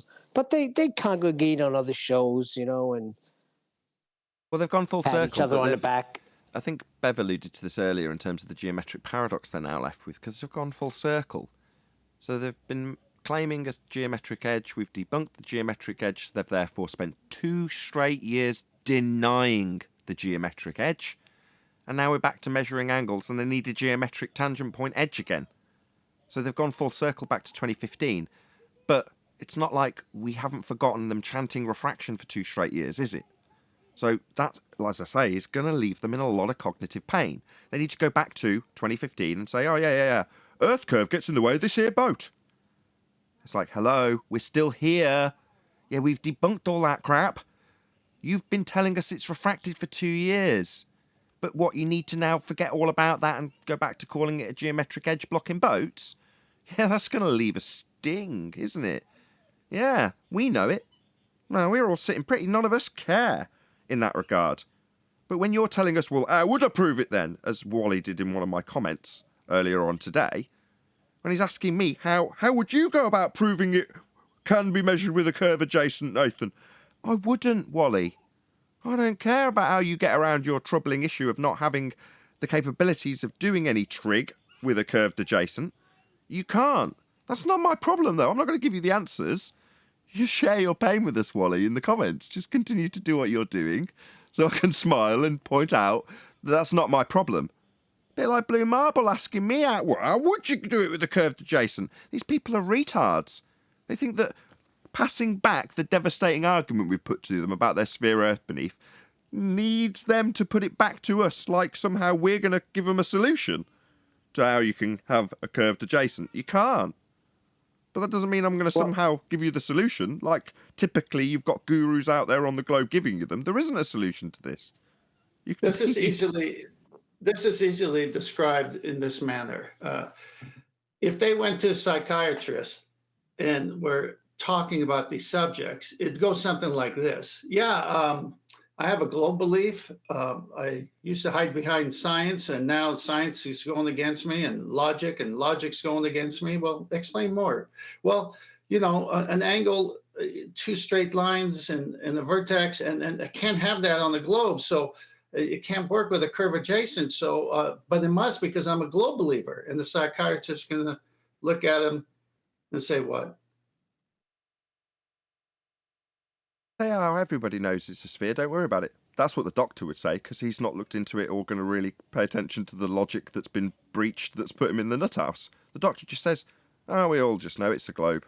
And the guy who's deep in the hole, the anti-flat earther that we're referring to in this example, looks up at that guy who's right at the top of the mountain with a blissful ignorant sphere belief, and all he wants is to be like that doctor and go, well, I know it's a sphere. I don't need to give this any concern. And the doctor's only advice, because that's the position he's in, he's not an anti-flat earther, he's just your bog standard globe believer. Just says, oh, we know. Don't let this fuss you. The whole world knows we're on a sphere. Don't let your little problem that debunks that. Let's keep it going. Yeah, but I can't help but go back to those shows, because every time they talk, it seems like my belief is just a belief. I can't validate it. What now, doctor? Just go away and know it's a sphere, because everybody else knows, like I know, and you know too, don't you? Don't let these contradictions trouble you. I can do a couple of quick shout-outs to Super Chatters. So, shout-out to Fibre Oats, who says, if I can't impose my model on you, then it seems obvious that science doesn't exist. Interesting concept. These folks' interactions is the fight is strange. Have I said that right? These folks' intentions... I have to turn off my studio lights. I can't read this. Intentions is the fight is strange. I hope I've butchered that totally. I'm sorry, Fibro. Butchered that, boy. I'm so sorry. I was just about to do my outro, and then I saw the two super chats, so I have my studio lights on. Right, let's just read the other one. Mike Jones says, the funny thing is that the numbers for Wally's alleged, quote, satellite trig don't even work with a straight baseline. Oh, well, Wally. Smiley face. Thank you very much indeed for the super chat. Anybody got any last comments before I ask everyone to say Yeah, Q? I got to say something. The problem is this. They still believe that they're on a sphere, and the conversation I was having yesterday with a guy was saying to me, but the sextant is working, and it's working on a sphere. No, the sextant is working on a flat earth. With that, I'm going to say, if you are watching on either Nathan Oakley 1980 or Nathan Oakley premiering streams, subscribe to my second channel, by the way, if you do want to catch up with the Flat Earth Debate Uncut and After Show that I talk about every time I do these outros. So, as I say, if you are subscribed to Nathan Oakley and watching after the fact, not as a member, then stay tuned, because there will be an After Show to follow. I've been Nathan Oakley, and I will see you all in the next video.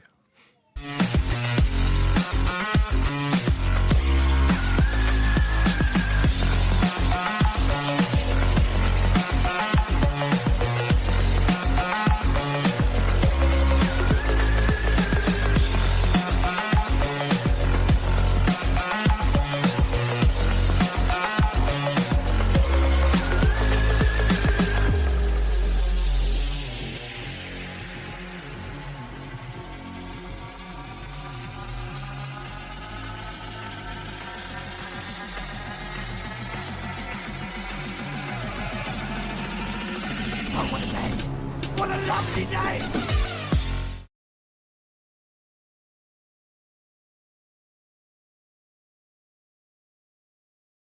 Yeah, you could, because there you go. Look, it's working on a globe. So you have to be able to get an angle from a curved adjacent. No, you can't get an elevation angle from a curved adjacent. So when they say, it does work on a sphere, and we are on a sphere, because I beg the question that the ground's curved, so it must be working. That's what they sound like too. No, it can't, because you can't get an elevation angle if it's curved. And you need one of those, because your triangle requires it. Sorry to be correct. Interrupt a sec. Just a bit of mod work, Nathan. Adam Price, one of your members, is saying, what does he do? Does he stay in this room to continue listening, or does he have to go to Discord? As a member, it doesn't make any difference. You can, it doesn't mean you get the stream broadcast. It's recorded and then published afterwards. Yeah, so he's got to go to Discord. Cool. If he wants to listen to it live. Yeah, that's what he's asking, I think. I see. I didn't really want that he's got to come on recorded. Discord. I don't want to encourage people to come into Discord just because they want to listen to the discussion live, unless they want to participate. I know he's a member and all, but there we go. That's just my feelings on the matter. If you're in Discord, I'm hoping you'll interact. Hey, listen, if it wasn't for the lockdown, I would have never got on here. That kind of pleases me because my viewing figures and everything about doing YouTube got very difficult as soon as lockdown came. So I, in my naivety, thought that would be a big boost. Oh, so many people at home, locked down. Well, they'll all want to do something. Eventually, they'll find their way to me, right? No.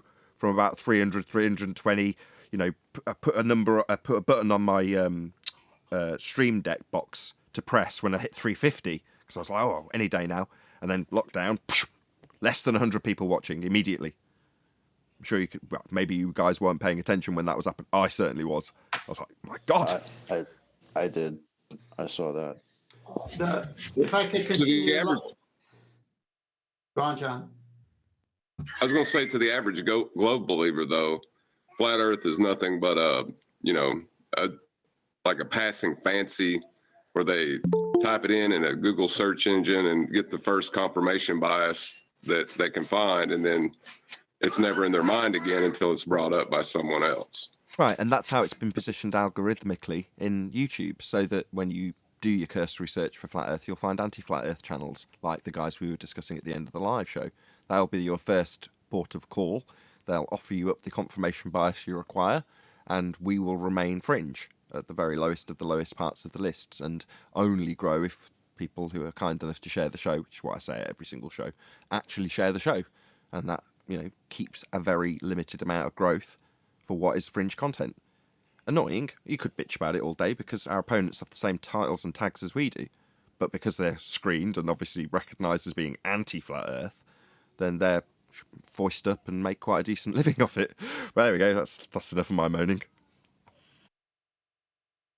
Yeah, I was going to say, everything about the sextant is going to take everyone back to the Black Swan, because it all started with the premise that there's a geometric horizon, and the Al-Biruni with his dip that is really not a dip, and Eratosthenes, all these things have built up to the lie that there's a physical geometric horizon that blocks the bottoms of boats and buildings.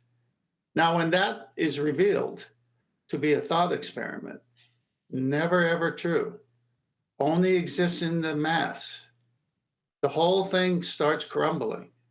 And when you look at how sextant works, and it does work on our Earth, and it works with straight lines and distances that are called radius, and radiuses are straight lines of thousands and thousands of miles from the GP of a sun to the observer's GP. All of a sudden, these two together can help the people who've been lied to, if they want to help. But if they continue wanting to believe the lie and promote the lie, this is what we talked about in the live show. This is the pain. So as Chocolate said, they come to us and say, can you please prove our globe for us? We can't.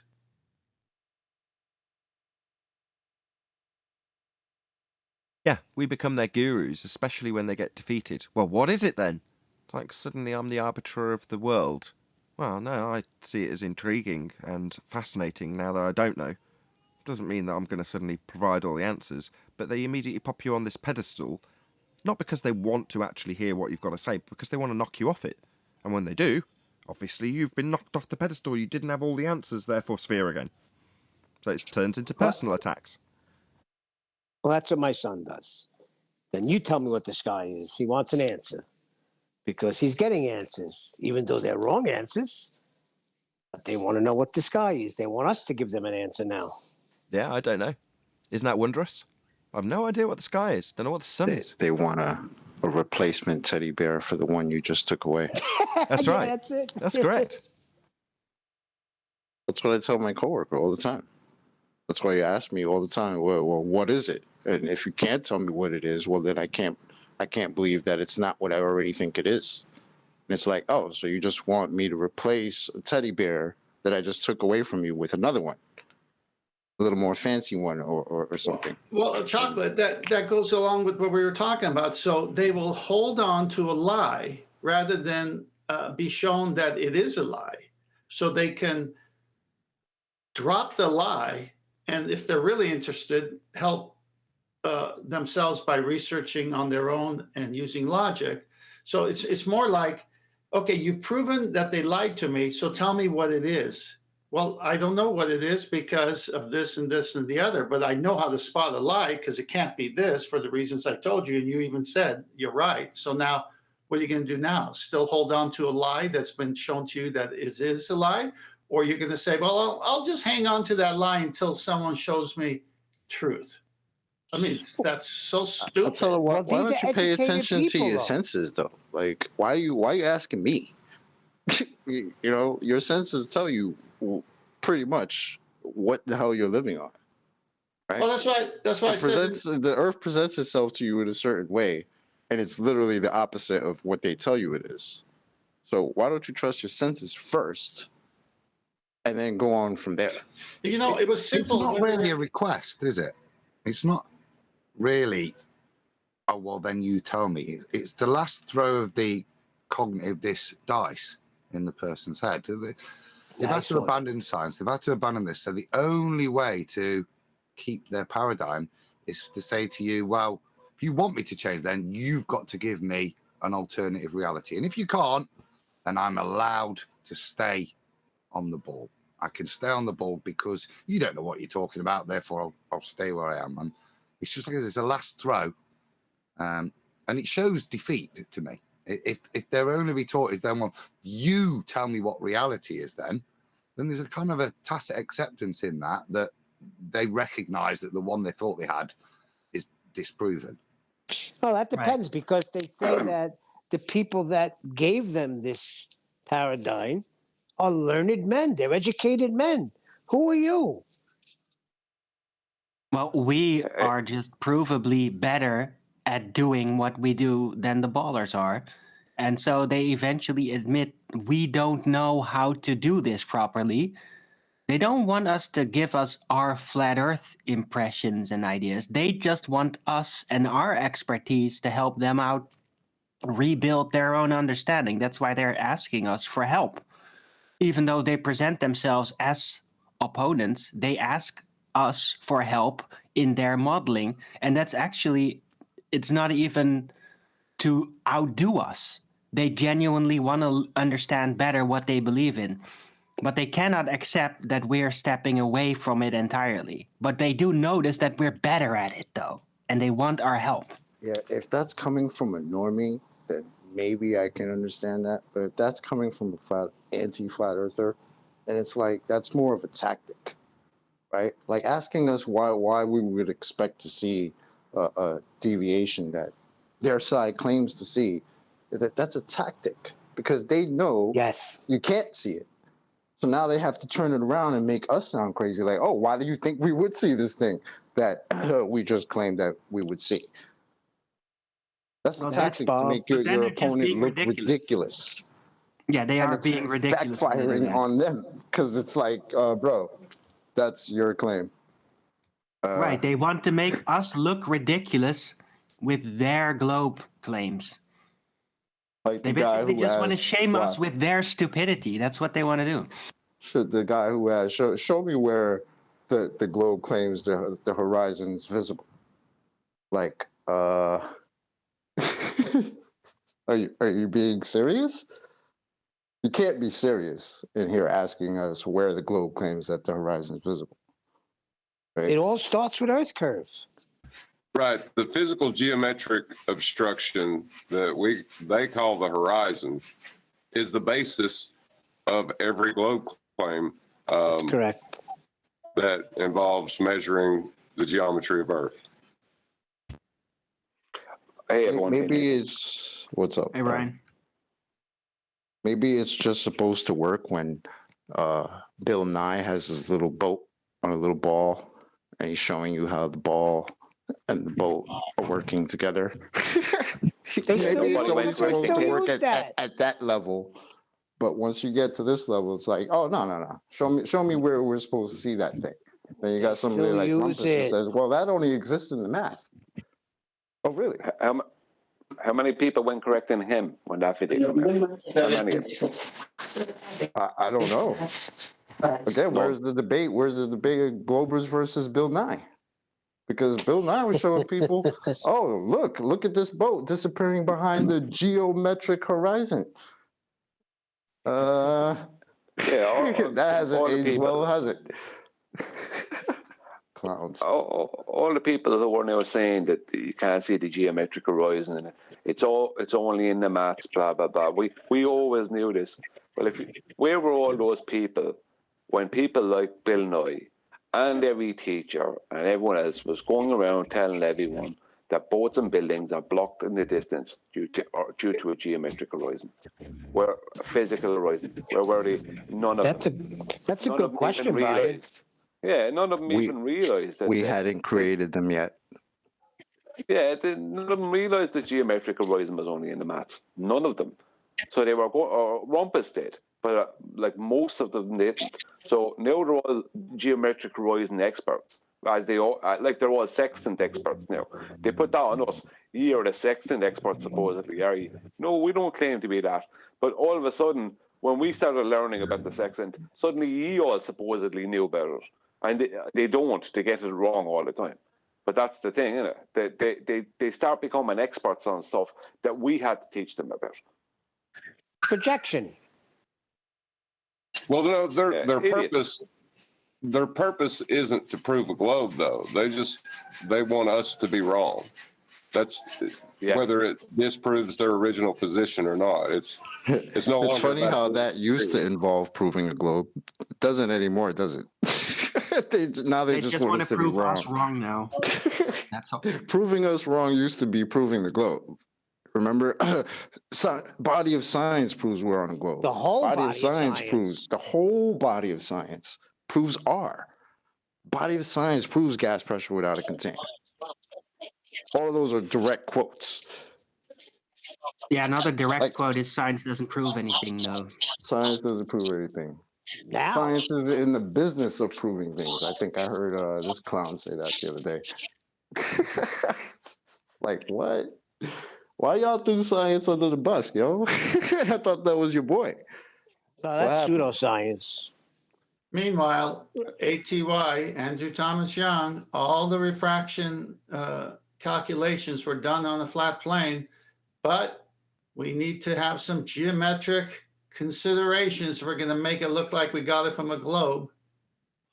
Yeah, sure. Their radius comes from a flat plane, because their radius is all based on an arc in the sky that is just perspective. So all they did was take the flat plane they were doing all the elevation angles on and put it in the center of their globe and make the surface of their globe the pre-assumed curved sky. That's all they did. I brought out a video the weekend about this, and I laid it all out, and none of them can debunk it. They hate it, but they can't debunk it. So they wouldn't have a globe if it wasn't for flat Earth. That's how stupid their globe is. It's pathetic. No, that's the magic trick, They could right? have never made the math work if the Earth wasn't actually flat. Exactly. I brought out two videos at the weekend. One was laying out exactly where our calculation for the radius comes from. And the second one was an add-on to that, or a set of part two. And it was a second instruction, and it was about parallel light rays, parallel sun rays in particular. And I laid out everything that was necessary to lay out to do with the one-way and two-way speed of light. The one-way speed of light was never measured. The two-way speed of light is based on 4 pre-assumptions and 2 averages. It's a calculation, not a measurement. So if the sun is 8.03 light minutes away, right, in their model, then how do they know this? I mean, the point is that you can't have parallel sun rays without a sun being 800,000 miles in a diameter or whatever, some huge diameter, and 93 million miles away. That's the only way they can have any kind of a parallel light ray claim. But they can't have any huge diameter or distance without the two-way speed of light being not a calculation. It has to be a measurement, which it is not. So they don't have anything. So the parallel light ray claim is all based on that. The two-way speed of light calculation, that's all it's based on. And that's just, as Albert Einstein agreed, it's just a convention that's agreed upon. It doesn't mean anything. You could change the calculation, it wouldn't change anything. And the only rebuttals I could get off of them was people trying to see videos of other people who made parallel light ray videos. It's like, you're missing the point. You're going to need a huge sun at a massive distance for this. And how did you acquire any of these things? I mean, how did you determine it's 8.03 light minutes away? What is a light minute? How did you get any of that? You know, it comes from a two-way speed of light calculation. There is no one-way speed of light measurement. So there's no measurement. It's all made up. And they still keep on sending me videos of other people who made parallel light rays. You're missing the point. And train tracks are the same as rays of the sun. You know, this is stupid. These people are. Train tracks are not sun rays. Dummies. You know what I mean? Well, number one, that's a horizontal view that goes to a vanishing point. The other is a vertical. It comes straight down, so it doesn't keep going away unless you lie on your back. Okay, now you may have something, but who's done that lately? So when you're looking at divergent rays, it's coming vertically down, and you could see the divergence on all sides. And the one I showed a few weeks ago that was taken from an aerial view showed diverging rays going down to the ocean in all angles, diverging rays going up and coming at you at all angles because it was just the right cloud formation. As Adam said, a photon leaving a circular sun is going to go in all directions. Yeah, it can't not. I mean, all light adheres to the inverse square law. But even at that, in their model, like I've had them admit to me that, well, the sun rays are almost parallel. No, this is the claim now. Like, they're a little bit not parallel. You know, this is where they're at, right? Because what I put them on parallel. Yeah, they're a little bit not. They're a little bit not parallel because when you bring the inverse square law of light into it, they have nowhere to go.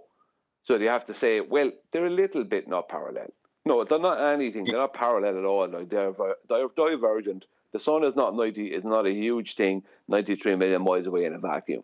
You got absolutely nothing. You're a group of losers. Hold on. How did you get the angles of those light rays to assert they're parallel with the curved adjacent? You're going to need a flat plane for that.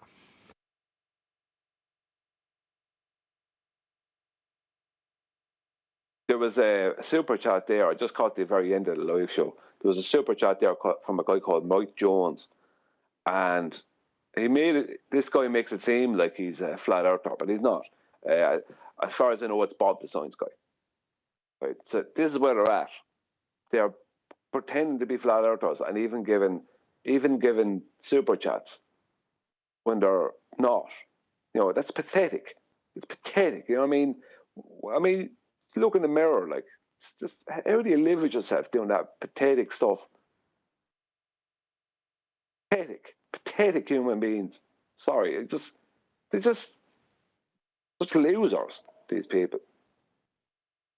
Deceivers, Brian. Deceivers. I don't know. It's pathetic behavior. I can't come up with any word that's more pathetic than pathetic. Okay, you know what I mean? Pathetic deceivers. How's that? Yeah, I don't even need the word deceivers though. It's just pathetic. It's just. How about pathetic deceiver in the middle and pathetic at the end of the sandwich? Pathetic deceiver, pathetic. Yeah, I can't. Just these people. The rubbish they come at you with, the rubbish replies to things, it's just horrendous.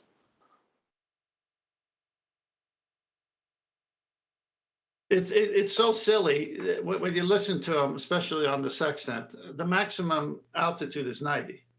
but there's nothing higher than your zenith. If you go look in any description of what a 90 is, how do you get a 90? It's not one straight line. It's got a baseline. It's a right angle, triangle.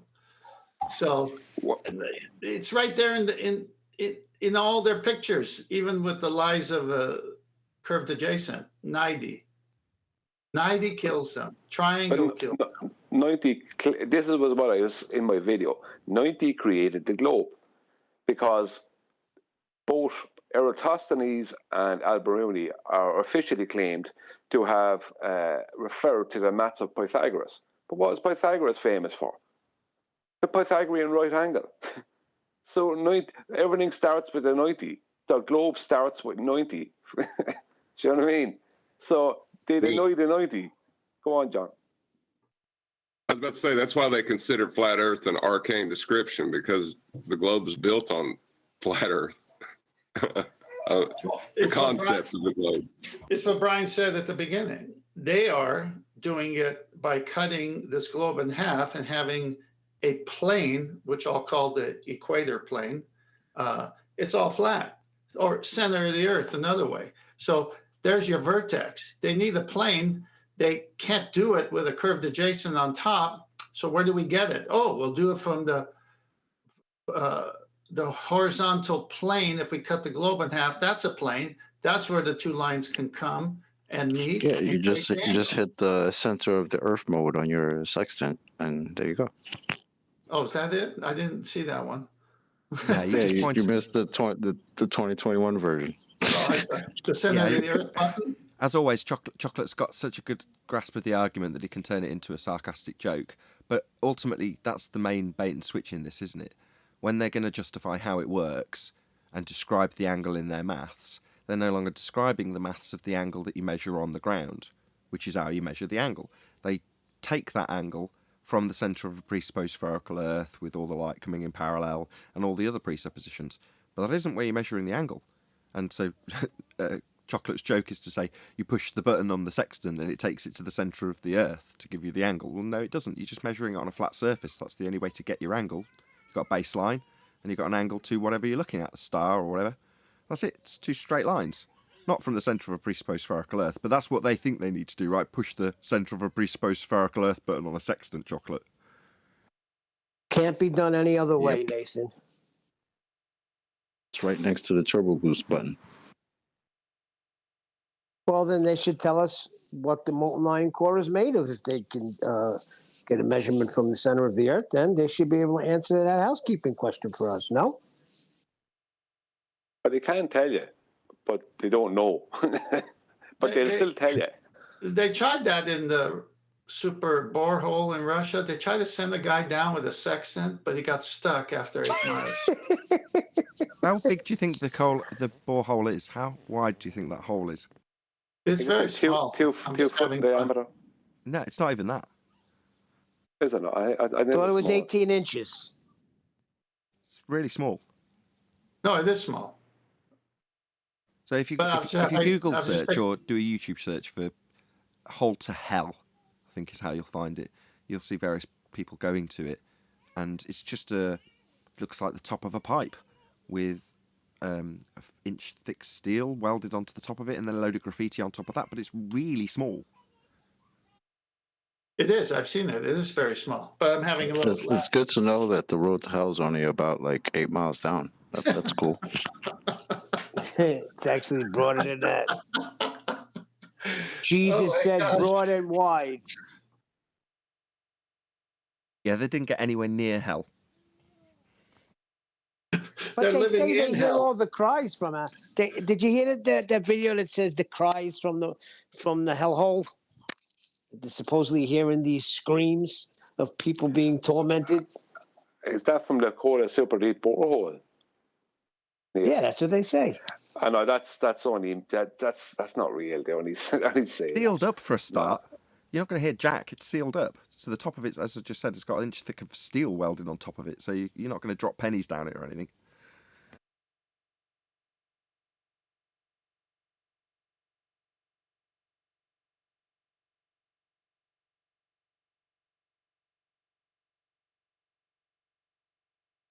How many pennies would it take to fill it up?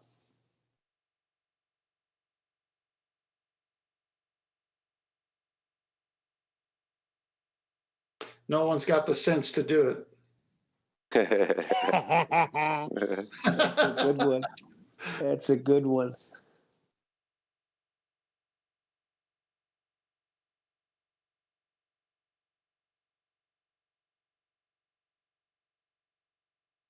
Ballers come out to play, eh?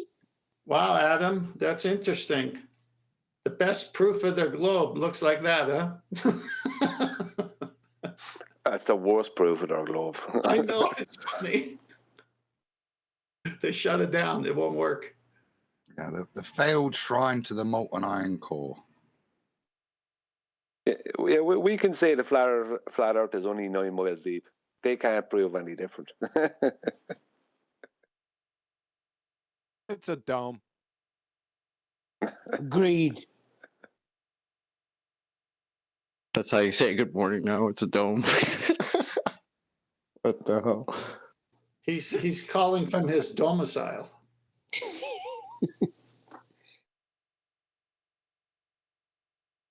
Good morning, flat Earth debate. Wow, look at that picture. They've let it go. Not a dome. Bits. It's not a dome. Look at that.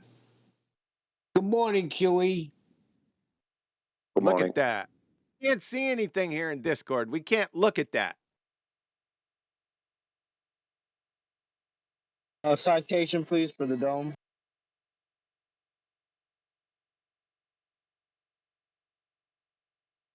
Citations don't prove anything, man.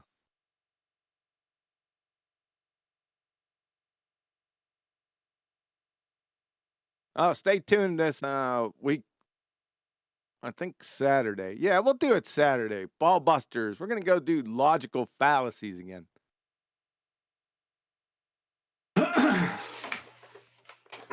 Epic. Do you want to do a proper plug? Because this will go out long before Saturday. Yeah, just woke up. Can you do it? Be here or be sphere on the Quantum Eraser YouTube channel, 3 p.m. Eastern, 8 p.m. UK, for logical fallacies. Is that it? Thank you, sir.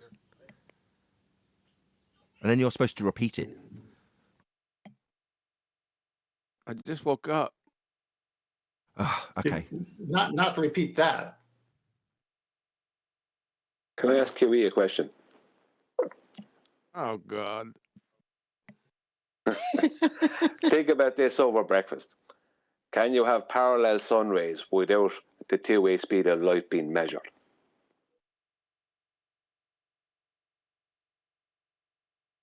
What? Can you have this? Can you have parallel? I'll rephrase it. Can you have parallel sun rays without the one-way speed of light being measured?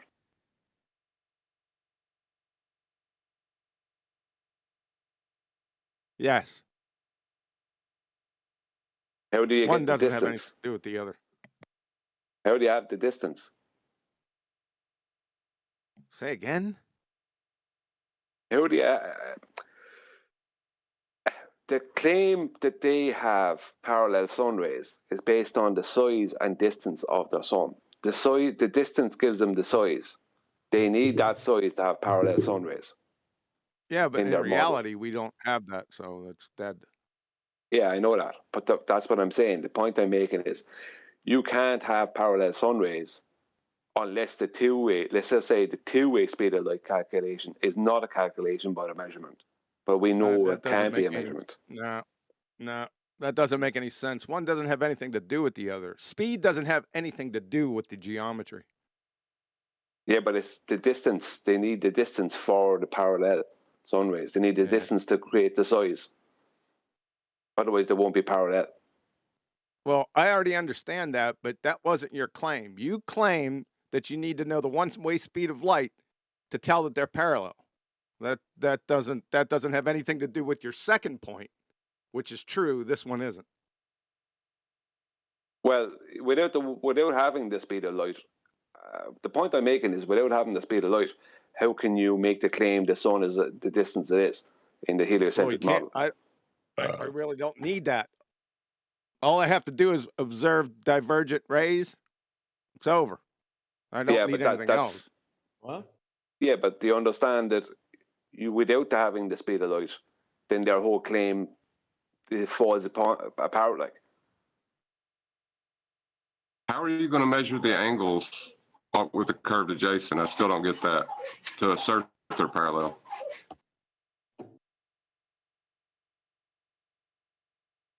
Yeah, but that's a sidebar, if you know what I mean. They have to have the speed of light to begin with. Because they're claiming a speed of light. This is the problem. The claim of the distance is, it's 8.03 light minutes. Where'd you get the How'd light they minutes find that from? out? Exactly.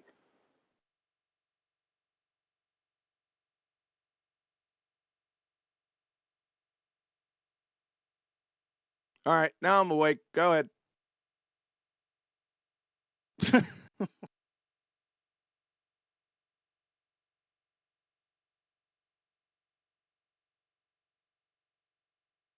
Had an intense dream, man. It's freaking intense, but I can't remember it. Oh, were you camping? No, definitely not.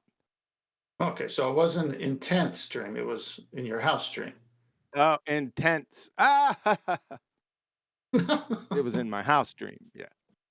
There we go. Is there a show today, Huey? Yes. Excellent. Yep. Do an open panel today. Relax and see what's cooking. It's quick death now, man. For the past couple days, I just randomly go in because I've been a little busy.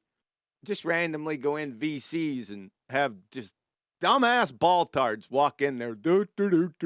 It's a globe, and just to destroy them. It's devastating in like 30 seconds, and everyone laughs at them. Guess how I do Do it? we have an example? Guess how I do it? Do I have an example? What do you mean, do I have an example? Well, tell us. You were just about to tell us, so.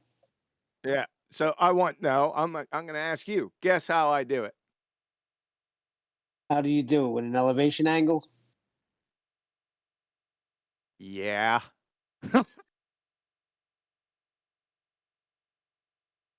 Yeah. Well, Mr. Tyson hasn't answered the question yet. It's the third time I sent it to him. Who? Neil deGrasse Tyson. Oh, you sent him a few questions. Yeah. He ain't gonna answer you. So what else is going on? What's up? Well, they need their whole globe is based off of flat plane. Yeah, that's correct. Yeah, that's a cool way to look at it. Yep. Yeah, because the new one is, it's not new because they've been doing it for a while. And it's come into the elevation angle argument. They say, well, you take a tangent. And then my response is, show me the tangent mirror on the sextant. It's right next to the center of the Earth mode button. Center of the Earth mode. Go, Chaco. Yeah, I got a question for Bob. Bob? Yeah. Bob who? So when he was critiquing Al Baruni's method attempting to prove a curve adjacent, where he just completely glossed over doing that in his new video he released, he used basically the angles and then the reverse engineering of the nautical miles to get the height of the mountain. What? Now in Bob the global doesn't. Hold on. Bob doesn't know what trigonometry is. How is he doing a video? Bob doesn't know how the original radius calculation came about. Don't you remember? Don't you? Hold on. Yeah, apparently. Relax. Oh, God. Wait, I have an answer for Go the ahead, tangent continue. mirror. Go ahead. No. Okay. No, he's not allowed to Let me touch start a a conversation. sextant. No, let Citation Police end it. Go ahead, Citation Police. All right, so He had the top of the mountain assumed to be similar to the star in this, right? So in the globe assumption of their navigation of the stars, they assume an infinite distance to the star and parallel light rays. So I just would like Bob to explain to me how the top of the mountain is an infinite distance away and parallel. Bob can't explain that to you. He doesn't. Number one, he doesn't know what a circle is. Number two, on this very show, he said we could use spherical trig. You're going to hear this today, by the way, but I digress. Again today. You can use spherical trig and flat earth trig, whatever that is. I guess he meant planar trig. And then in the very next breath said there's no triangles. So I don't know what else to say other than he's an abject dumbass that would, he doesn't even know what trigonometry is. He doesn't even know what a triangle is, for fuck's sake. It's over. What is he making videos of? Why does he still have a channel? Because there's people dumber your than him. trigonometry is ruined, QE. Yeah. But you'd have to know. Because the Globers that watch his channel don't notice that he completely glosses over how he obtained the angle. He just skips that part entirely and nobody calls him on it. Well, did they miss completely the part what I just said? Did they miss that part too? Well, yeah, but they're operating in non-trigonometric triangle spherical pseudo shapes. Yeah. Yeah, but the citation police, right? The ballers and most flat earthers, but it's not really on us to know it, but it's on them to know it. The ballers don't even know where the radius calculation came from. They think Alberoni or Eratosthenes did something. No, they didn't. What happened was, if you take a protractor, I'm just going to use the protractor because it's the best example. It has a flat baseline. Now, if you measure angles to stars, especially if you use Polaris as you move away from it, you can then, using the protractor, right, all your angles will be taken off of a flat baseline. But you can then take that baseline and put it into the center, ignore perspective completely, put that protractor into the center of a pre-assumed globe. And then when you work out all the angles to the celestial bodies from that center, you will then be giving yourself the exact amount of nautical miles from the North Pole to the equator on a globe. You'll be giving yourself that exact amount based on those angles. It works out mathematically that way. And that's why the radius is 3959 as an average, because it has to be to match the sky. The radius comes from elevation angles to the sky and the ignoring of perspective. It has to be, it can't be even a bit smaller or a bit bigger. It has to be that exact size.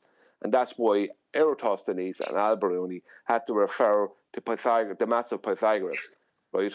When they wanted to turn their flat measurements into a globe. Because what did Pythagoras do? He took his famous right angle and he put it at the center, a pre-assumed center of a globe. It's all back engineered from a flat Earth. So Bob doesn't know that. He doesn't know that. Right, but in that rhetoric, do they not state that you cannot use this method to triangulate the height of the star? Isn't that the claim within that model that they claim? That you can't use this to triangulate the height of the star. You must assume it's an infinite distance and the light rays are parallel. Isn't that their claim? No, it's based on angular measurement, not height of the stars. Absolutely. Absolutely. Perfect. I'm glad you said that. So how is Bob using the same method to find the height of the mountain in his latest video? But if I can use it to find the height of a mountain, then I should be able to use it to find the height of a star. So his position is logically incoherent. Yeah, but where is he getting the parallel light rays from? He needs to know the speed of light. Let me go back. Hold on a second. Yeah, hold on a second. You can get the height of the mountain using trig, but he has to get the elevation angles first, which he can't do. Right? Hello? Yeah, one is right. But yeah, I was going to say almost the same thing. So basically, when you have charts and you're around the coast, in the charts they tell you where the deepest parts of the water are, where rocks are, so you don't, ground your boat. But they also tell you terrestrial sites like churches, spires, and lighthouses. And then they tell you the height of those objects that you can see from the sea as you look at the coast. And then realize that if it's on a 300-foot cliff and the lighthouse is another 120 feet tall, you have all these numbers, and so you're able to do that. But in celestial sightings, elevation angles, same thing, it's an elevation angle, but you don't have that information for the stars. So that's why it's just an angular measurement. Yeah, they want to be able to assert. They want to be able to assert ridiculous distances for the stars, but they still can come up with a distance, and they can change that distance, whatever. But they can't handle the fact that you have to do all your angles from a flat plane, and all your elevation angles are all from a flat plane. And when you do it that way, you can't assert a height to the celestial bodies, because there's no particular height that with any angle it'll change.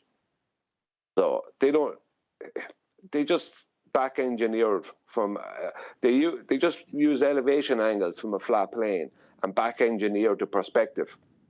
But they don't even claim to know the distance of the stars. That they're infinite away. So they have the celestial sphere, but that's imagination, as they say. That you got to imagine the celestial sphere, but the stars are such infinite distance, so they're never using it to get the distance to the stars. Well, that's not true. They do assert light. They have light years. I mean, now it's ridiculous, as I said. Like, they don't have the speed of light.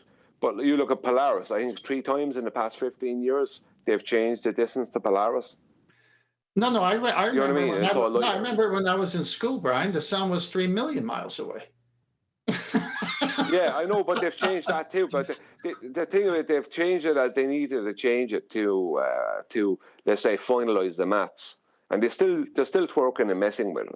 Yeah, but if you're using a protractor and triangulation, and it's a 300-foot cliff, and the lighthouse is 150 feet tall, that's not going to change as long as there's no erosion on that cliff and it gives away, and the lighthouse still is there. That's never going to change.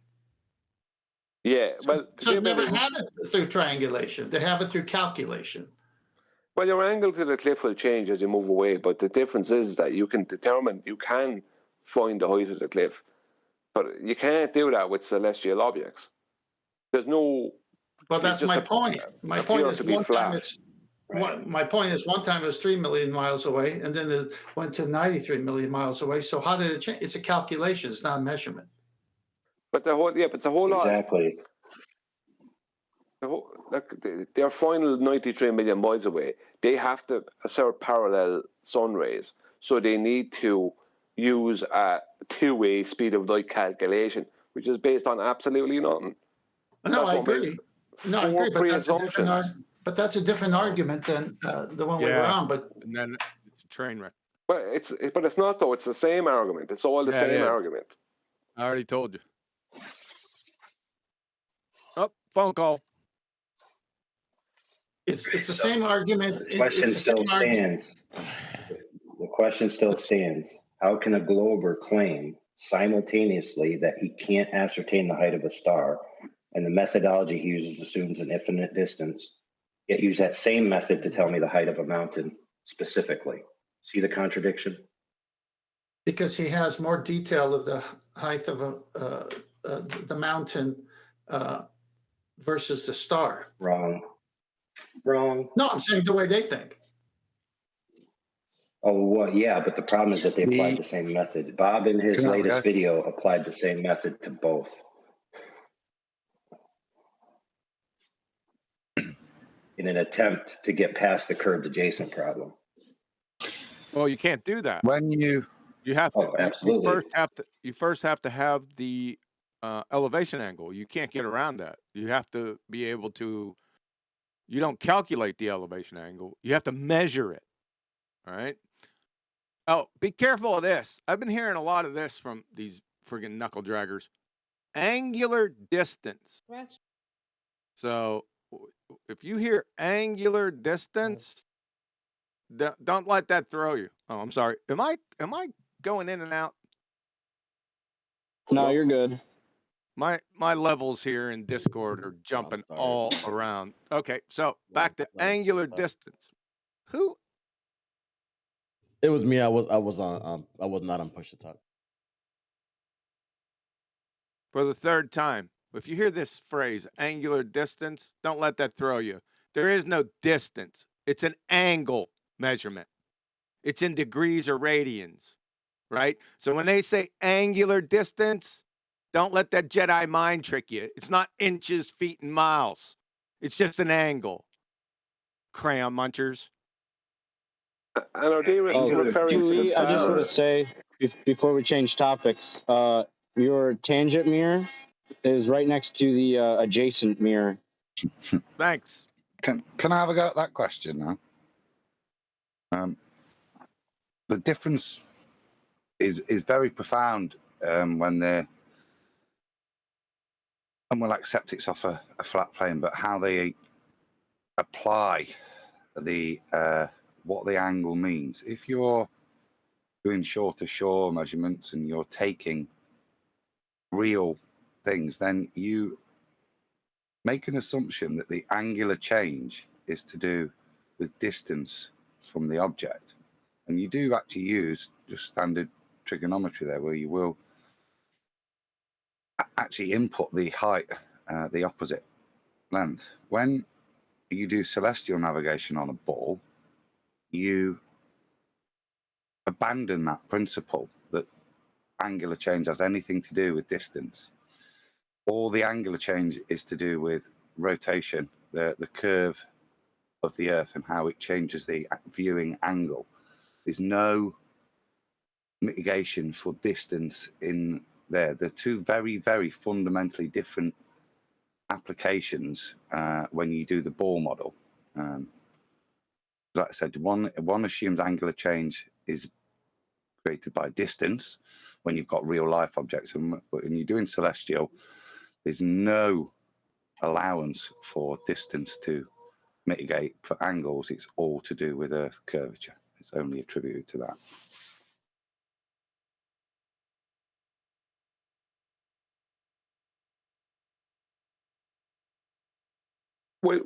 When they were saying angle or distance, were they referring to the stars?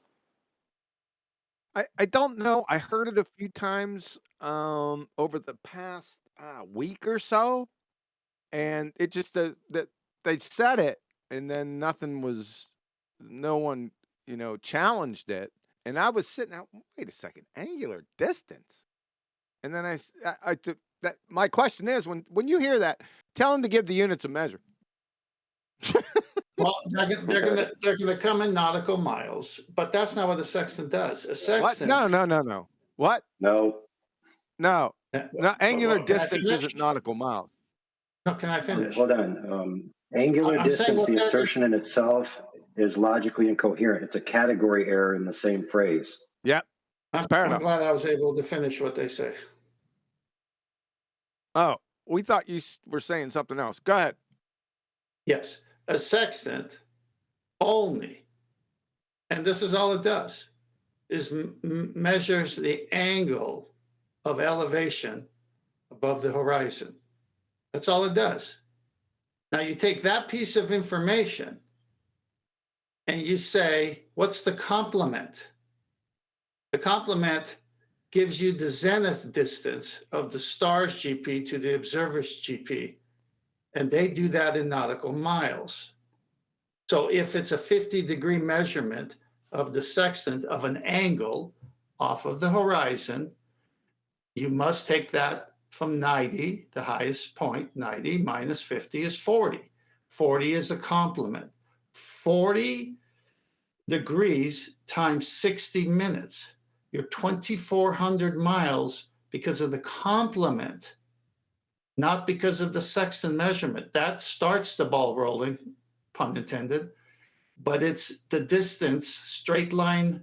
That's the radius distance of the GP to the observer is that complement angle. I think that when they were talking, sorry, go on.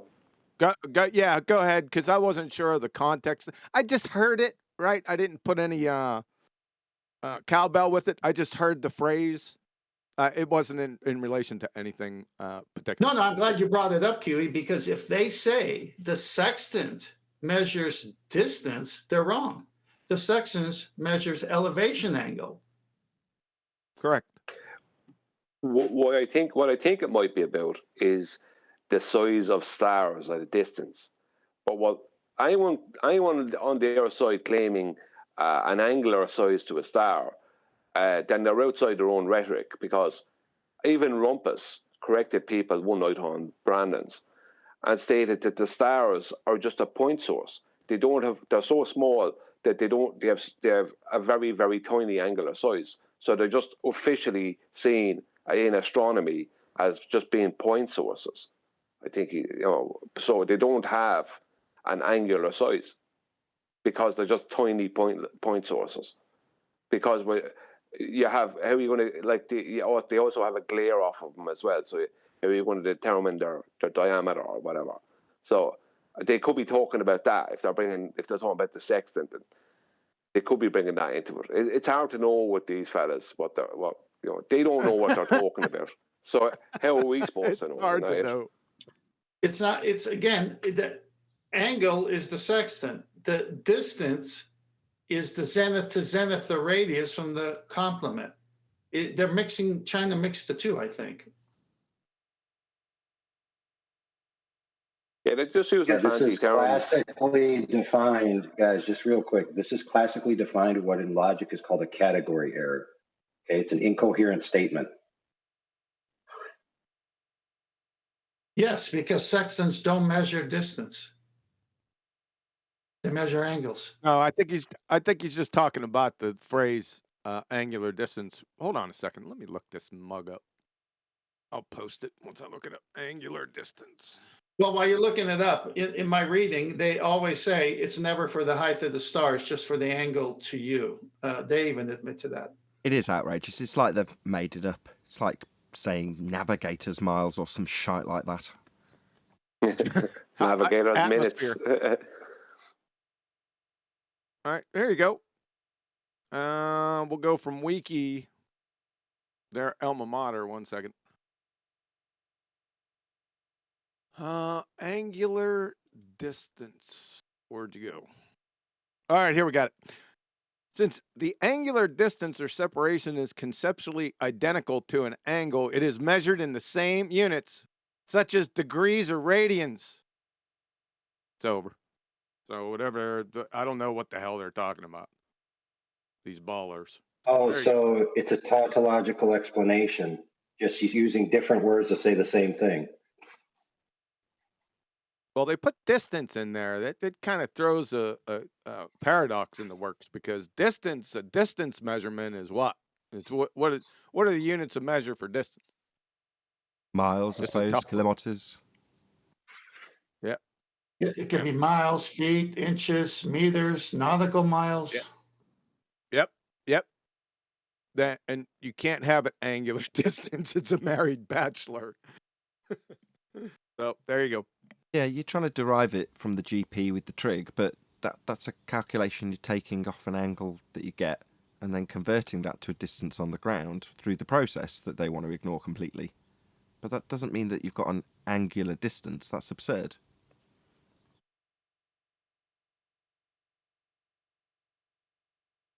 Yep. Just be aware of it. If you hear it, you can debunk it quick and then laugh at it. Well, you just ask, it makes perfect sense of why they use it in the way that they do, because an angle starts small and it gets bigger, in separation between the two rays, right? As you go further.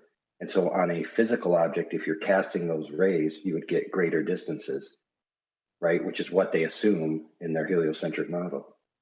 I've actually looked it up. It does exist. It's measured in degrees per hour. Degrees per hour? All right, so now we have angle, distance, and time all conflated. That's what you do. QE summarized it already. So you ask them what's an angle, how's an angle defined, what is it, and then you ask them what a distance is, and they go, are these two things conducive? I don't think so. A lot of these things we hear from them, just like this angle or distance thing, what they do is they get together in their discords, the baller only discords, and they come up with terms like this to use that is begging the question in some way of their model. And they just all through, because I've seen that myself. I've seen it being written in comments in my videos recently. So it's like when QE said it, it was like, yeah, I recognize that from somewhere. And I really remember seeing it being written into comments. And it's a nowhere term. It's like angle or distance. What do they even mean by that? But they have some begging the question fallacy going on in there. So they're saying this without stating their actual claim. They won't state their actual claim because we can destroy their actual claims. But well, let me do it. They're yeah. claiming 1 degree for every 69 miles based on a centre of Earth measurement based on an R value, and the assumption that the degrees that they're detailing are coming from the centre of Earth, rotating it about that central point. That's all they're doing. Yeah, but this is the thing. Like they'll throw, but they won't just give you just that angular distance. They'll throw it in as part of a load of other things, and so they'll kind of get it under the radar. You know, they'll slip it in underneath the door, and it's like they're slipping in a little begging the question fallacy underneath the door, and that's what all that is. I think I'm trying to track with what they might be doing is because they have an arc on their globe. They've got to say the angular distance is that arc because it's not a straight line. I think they're trying to weave in something to that craziness. Well, look, as I said earlier, their whole globe model is built off of flat Earth elevation angles. All they did was take the angles let's say, take the angle to Polaris as they moved away. This is all they did. All elevation angles, that angle kept changing due to perspective. The angular free space, let's just say, between Polaris and the horizon changes as you move away. It gets smaller and smaller and smaller. It gets to the point where Polaris is just a dot on the horizon. And that is the equator region. And what they did is they just took that. They decided that if they put themselves that horizontal baseline in the center of their globe, and they made it so as they moved away, the angle that they would be making to, like those angles to Polaris from the center of their globe, that as they moved away, if they were going backwards and down over a curve, that those angles would connect to a distance. That's all it was. About 33 degrees for 4 miles. 4 to 5 miles would be 33 degrees of a tilt on a real sphere. Yeah, so on a sphere, you have a particular boundary, right? And that boundary can be of any circumference whatsoever, yet the sphere maintains a 360 degree surface. But if you increase the radius, right, that surface, which is still 360 degrees, now takes up more physical space. And like someone mentioned earlier, they need their globe to be a certain radius for all their math to work. And so they just pick something along the radial spoke that matches their math, and it works.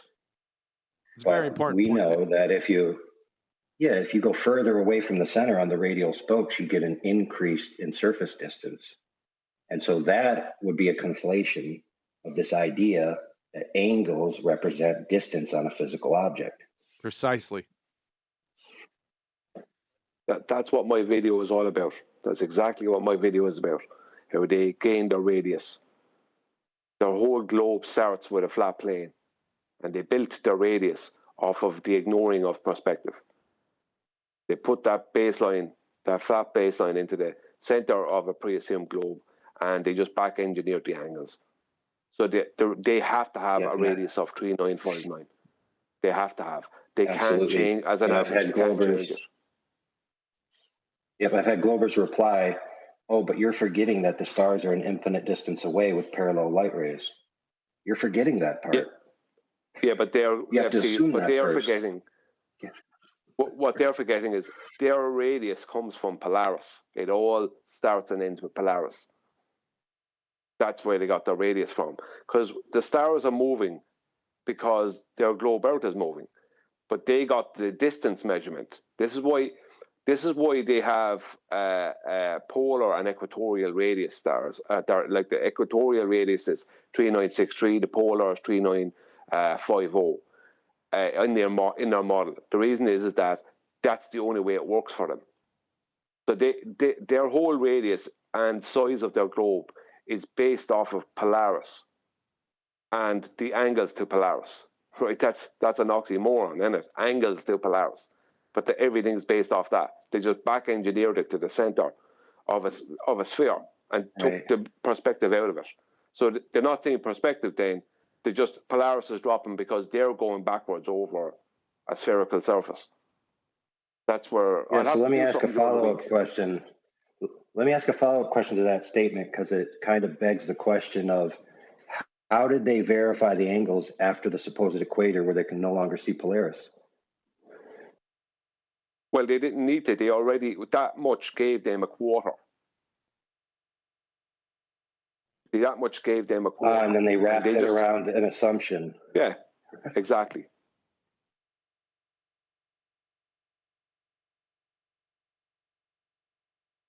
Yeah, that checks out. It's really simple. That checks out. At 33 degrees, 33 degree tilt. Don't forget it. 4 to 5 miles. It's Mason's number. 69 miles. Say that again. So what was it that lad was saying in Discord? Not 1 degree for every 69 miles on this globe. From around 4, a little bit past 4 miles to 5 miles is around 33 degrees of a tilt. An object should be tilted on a sphere going out of your view. To be out of your view and totally out of your view and around a sphere edge, do that on paper for me real quick and show me how it's not about 33 degrees. Yeah, but you're talking about that would be from the surface. I'm talking about reality. Yeah, from the surface. In your backyard. Yeah, go stand on a hill, move an object around that hill from you, and when it gets around what you equivalate, when you break that hill down to scale as the Earth. Yeah, when it gets from the surface in reality. When it gets to the equivalent of 5 miles, it's going to be 33 degrees. Do it. Yeah, but I'm sorry. Did you say equivalate? Yeah, I say a lot of shit that's my shit. Why? You say a lot of shit that's your shit, right? Trademark pending. We got our own languages. I'm sorry. Hey, man, equivalate is a word, bro. It might be. The first time I ever heard it. Let me go check it. I use it quite often. Now. Do you? He said that's my shit. I own that shit. That's great. File a trademark for it, or somebody takes it. Yeah. Equivalate is just equivalation and equivalated in the present tense. Well, there's an Urban Dictionary definition for it. I can't find anything else, though. Well, think about it. How can you have a word with a suffix without the original word, without the suffix? Makes perfect sense to me. It's an equivalation fallacy. That's damn right. I can't equivalate the 33 degrees thing he's talking about, though. You better learn how to add. Well, what do you mean? What's I 8 don't times understand. 4? It's 32. 8 inches per mile squared. 8 inches per mile squared around a real sphere would be the degrees. Not inches per mile, it'd be degrees also. Same fucking thing around the radius of the sphere. I'm sorry. No. Yeah. Go in your backyard, like I said, or go on the top of what you call a sphere to scale and show me. Show me I'm wrong with the actual objects, and then move it away from you and show me. Don't fucking say no. That ain't helping.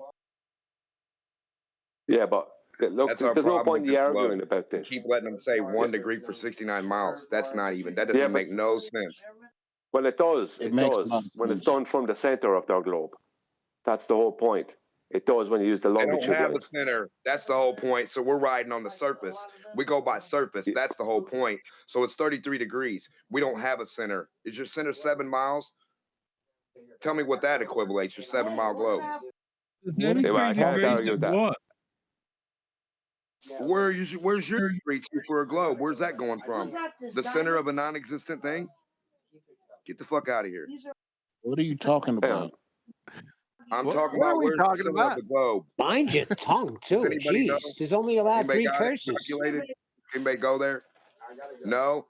So What's the 33 degrees? listen, Goofy. If you go around a fucking curve 4 miles away No need from you, for, there's no need for insults. Just tell him. Yeah. if there's a curve Leave the from your goofy feet out of it. 5 miles away from you and it curves straight out and down, I'm sorry to tell you that's going to be a fucking 33 degree fucking tilt that this thing has to do to get around that surface. What the fuck don't you guys understand? 33 Jeez. degree tilt? Holy fuck, man. Am I talking to third graders? That doesn't Your make any mouth, sense. No, your that's mouth He's is just like a asking you golf 8 to. inches per mile squared. Hang on, we're just Squared. asking you to clarify it. That's all. No one's attacking you. We're Your just mouth asking you is to like a clarify mouth. it. A fucking Come inch on. per mile, it's the same thing as a degree. How can it not No, be? it's not. No, it's not. Going down away from you 8 inches is what on a square, on a circle? Put it on paper. It depends on how Show me with big real a objects moving. circle is that makes the degrees. Yeah, keep telling your story and not proving it.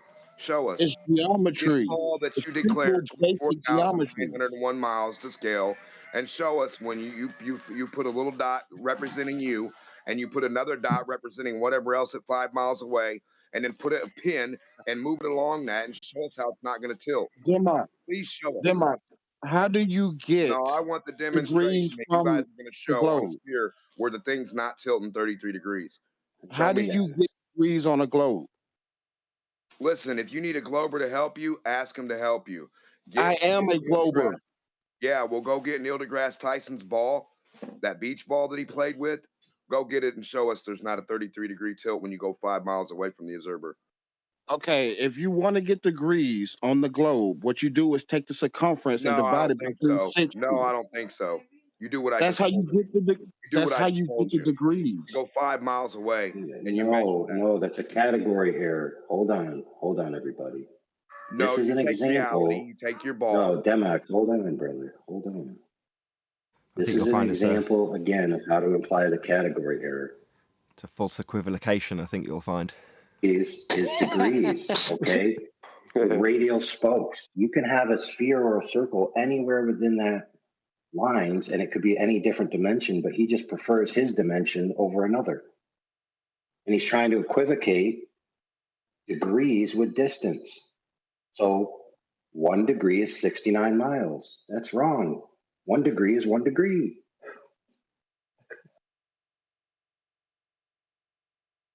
Yeah, you always have to context it, right? Because those distances will change based on the circumference or radius. That's what Citation Police is trying to say.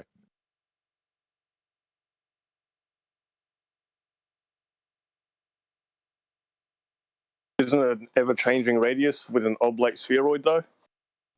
Ever changing? No, there isn't an oblate spheroid. If there is, then somebody's got to call NASA and have them redact all their friggin' photos for the past 50-some years. Number one. Get it? Just a little chubby. There's no- A little chubby. anytime soon. Say again?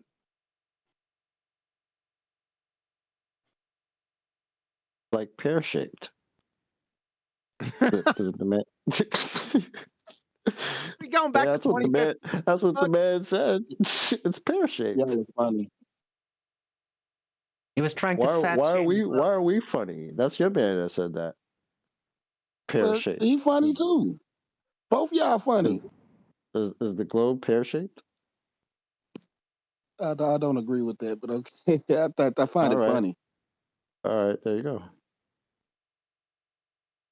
Neil was just fat shaming the globe. Good one, Arwen. So, Virus, you're on the Yeah, inside. I think he was You- projecting. Just 1 second citation, please. As you're on the inside of this argument, man on the other side, if you will, have you experienced other people struggling with this and expressing their pain around you? No, not really. Now they're too dumb to feel pain over this. Oh, I don't know. Hey, we could be too dumb to feel pain. Maybe I guess that's what QE says. Yeah. Yeah, you can soothe yourselves with words like spherical triangles, pseudo triangles, Spherical triangle. Fraction. degree, distance degrees, Fraction. et cetera, et cetera. Now, did Angular you think? distance. Sorry, did you think that Alcavirus would actually admit to any pain? Yeah, I will. He wasn't No, he asking won't. you, He's Ackenbauer. he's anti-flat Earth. Hold on. He'll He go was against any. Ackenbauer. He wasn't asking you. He was asking Yeah, my the bad. other people because you're biased in this particular instance. Well, I would be the one to know, but I got you. I mind my business. Virus, Yeah. didn't you Hold on. say... Hold on. We're telling you, hold you're on. biased. That was just an amusing comeback. I'll mind my business. You carry on talking about me like I'm not here. That's exactly what I meant too. That's funny. Virus, didn't you say it was a straight line to the horizon? Yeah, from your eyesight. That was me that said that. Oh, here we go again with No, those no, two hold on. lines. Hold on. What is it? Just No having Atmo Day? fun. No Atmo Day, right? No Atmo Day. Atmo Day, yay. If that's what y'all want to call it. I'm No, down that's for what. it. No. That's what you call it when we pointed out the black swan. We were told. Hold on, Virus. I know straight away we're into triggered. Yeah. So we told you need a straight line of sight to the horizon, and you haven't got one. Black swan. So the comeback from your side was, what is it? No Atmo Day. All lines always bent. Yeah, that's your side's comeback. So we're saying, given that your side tell us never, ever, ever a straight line, always refraction, what is it? No Atmo Day. So I'm asking you, given that you've answered 10 man by saying, yeah, straight line, yeah. What is it? No Atmo Day then? Whatever y'all want it to be. Whatever your globe-believing fuckwit want it to be. That's your rebuttal from your side when we point out the black swan. No, always refracted, not no Atmo Day, always Atmo. So when you say straight line, we say what your side told us with the black swan. What is it? No Atmo Day. Now you need a straight line. You haven't got one. Your side's taken it away from you, Virus. Your side. Not what I want to say. Let's make it clear for a third time in case he says whatever you want to say. This isn't what I say. It's what your globe-believing side say. When we point out you haven't got a straight line to the horizon, the one you're claiming you've now got. So given you're claiming you've got something your own side tell us you can't get, because it's not no Atmo Day, right? Third time. So it's no Atmo Day for your straight line then. If that's what you want to call it. What? So fourth time's a charm with no, that's not what I want to call it. That's what your side told us when we pointed out the black swan. Maybe just keep chanting that it's something I'm saying. Maybe you and your reference frames are ruined will follow. No, this isn't my claim. It's your rebuttal from your side. Don't tell me for a fifth time that it's not what I want to say when your own side's robbing you of your response about having a straight line. Your side's robbed that from you, not me. You understand now? Your side say, what is it? No Atmo Day. It's always bent. Always bent according to your side, not me. So what is it? No Atmo Day. You won't never hear me say that. Ever. Oh, okay. So you think straight line. Well, how do you explain the black swan? Black swan is fine. I'm okay Sorry, with it. sorry. Never It's had a beyond the problem with it. geometric limitations of an Earth sphere radius 3959. There's no straight line to that horizon, because if there was, the Earth sphere radius would be in excess of the distance to the claimed to be orbital path of the Moon. So no straight line to that horizon. What is it? No Atmo day. So straight line, no, you haven't got one. Black Swan. What's your answer for the Black Swan now? You haven't got that straight line. I like the Black Swan. Well, it's demonstrating you haven't got a straight line to the horizon. The same straight line I asked you, given you're claiming a straight line now, what is it no Atmo day? On screen for the audience, Black Swan. Horizon beyond the limitations of a geometric straight line you'd draw to it. So what did they tell us? Well, they told us it's always refracted and told us we always had atmosphere. That's the 6th time, Virus. Tell me it's what I'm telling you when it's your own side robbing you of your claim of a straight line to the horizon you haven't got on screen for your benefit. No straight line, Black Swan. It's right there on screen. It's beyond the limitations, my friend. I like the Black Swan. I don't have Well, a then problem it destroys the globe because it's showing the horizon's not Earth curve. It's beyond the limitations of a sphere edge. So if you like it, welcome to Flat Earth, because you haven't got a horizon for a sphere edge in this picture. Yeah, Okay, you if you liking say the so, Black I'll just Swan is enjoy the called chips and Stockholm dip in the syndrome. back. Yeah, Don't you mind like me. your oppressor. I'll be- Yeah.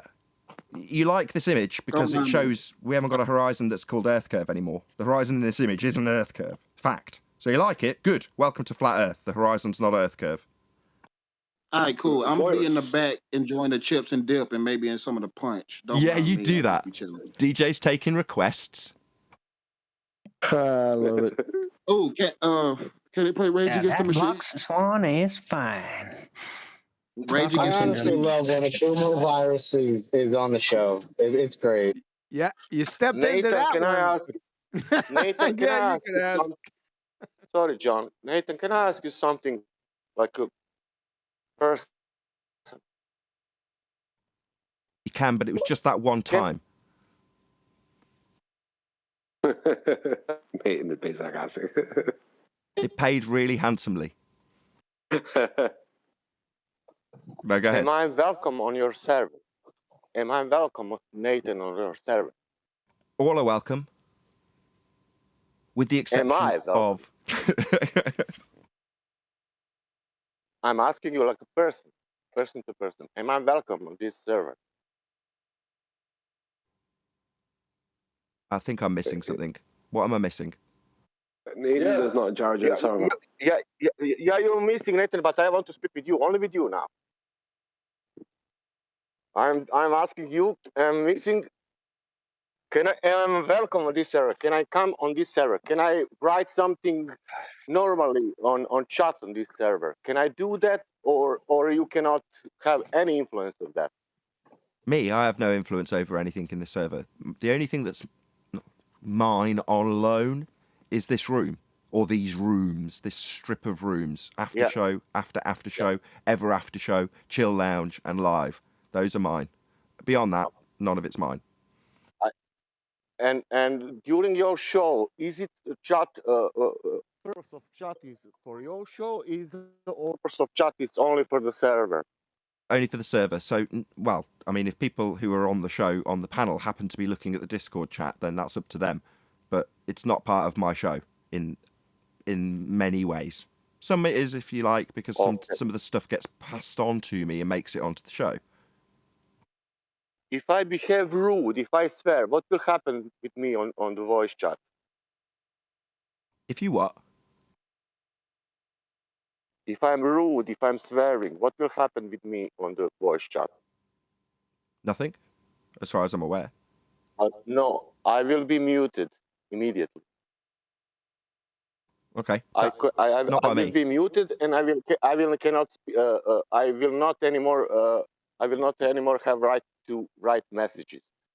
Okay. I don't know who's doing that. What's That's not your me. point? That's the mods. Whoever's the mod authority in the server that and day. I told, and we spoke about this like last time, and I did it that, and I explained why I did it that, and this time I didn't do anything, you know. I only pointed to some people swearing, and there's nobody's doing nothing, you know, and because of that, I was again, I had not right to write messages, because I write that somebody doing the same thing what I did the last week, but that was not fair, you know. And I said, listen, this I am not the person who wants to spend time to speak this time, especially this time that it's about me. But the things was I like your show, Nate.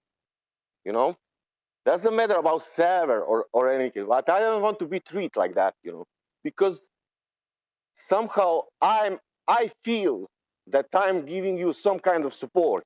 But Level Up or their Paula, I don't know what she is doing, you know, but somehow she is now in a psychological way.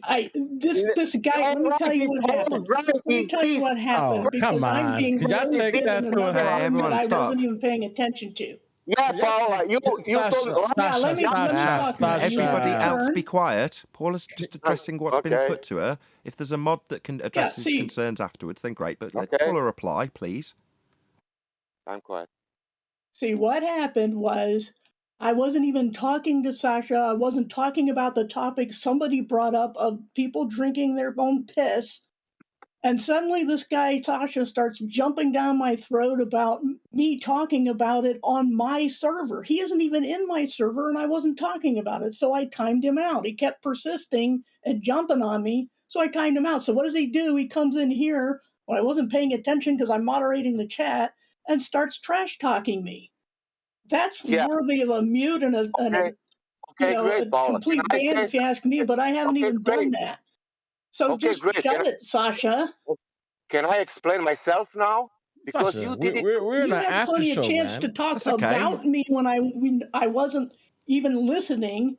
That was a really, really rude thing to do. Talk about me behind my back like that. If you want, Paula, you can speak with Righteous, and I'm speaking this like a fifth time with him, and this is fifth time happening only to me. I'm sorry to tell you I this. don't care. Excellent. I don't care what Everyone stop. Everyone stop. Stop. Sasha, hold on. Sasha, what Paula's saying is the reason you got timed out was because you were rude to her. Nothing more. So your appeals to the stuff in the server. Is there a mod who can discuss this with Sasha in terms of, or was it Paula that actually stopped you from chatting in the Discord server as well? Yeah, I put him in timeout. That's a very mild, That's all I need to know. chill thing. And she's given a reason, Sasha, because you were rude. That's it. All you need to do is say, I'm sorry I was rude, and then that'll be the end of it. Was not rude this time. I'm so sorry.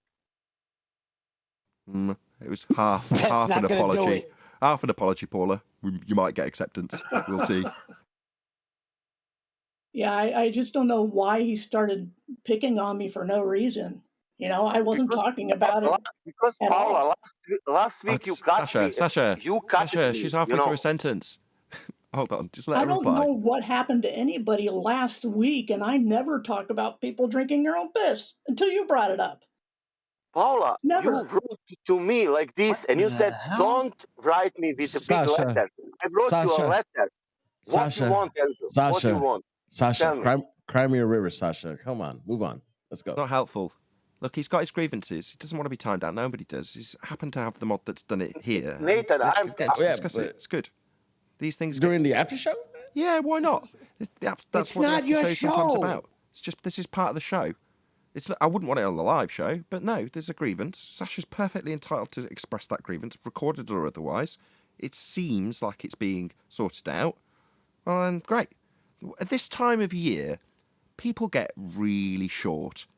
It's miserable. They've just had all of the festivities. The new, in quotes, year comes and goes. And what happens afterwards? About nowish. It's still dark, still crap all to do, and everyone's a bit miserable. They're all a bit poor because they've just spent an absolute ton of money. So everyone's a bit miserable and short-tempered with each other. Well, in those circumstances, I'd rather people didn't let that stew. Just because it's that time of year, just get your grievances out. It's no big deal. That won't happen to me for another 2 weeks. Well, 3 weeks. I wasn't talking about you. I still got football. I wasn't talking about you. I know, but I'm just saying, after the holidays, I still got football. So, guys, watch some football. Okay. That's very good advice, I suppose. I'm only saying I didn't want special treatment, but I see that some people have special treatment, and I'm That's not not true. that, what? Yeah, that is kind of true. No, But that's not fine. true. Like, But that come You doesn't guys mean on, that seem to come always on, attack. come Hold on, on. Neil. people do You get always special seem to treatment based attack on their Paula. contribution over the years. Owen, everybody always seems to attack Paula. That's what I see. Because she's female. Neil, I Because don't she's a care woman. who. It That's would it. be Smith, you know. I didn't know that it's Paula or whoever. I didn't know the person. Doesn't matter. Yeah. I My see it. own brother came in and attacked her. It's the same anywhere, right? So you could argue that the same is true for Flat Earth Goddess the other day. She's a woman, so she's going to get treated more harshly. Well, yeah. That's naturally how people treat women in this arena. I don't know why. That's just how it is. I don't think so. I do. I haven't seen No, it it's like either that, way. no. I haven't seen that. Overprotective or extra hard. Yep. But neutral is very rare. I agree to that part. Paula's the minority of minorities I here. will finish with.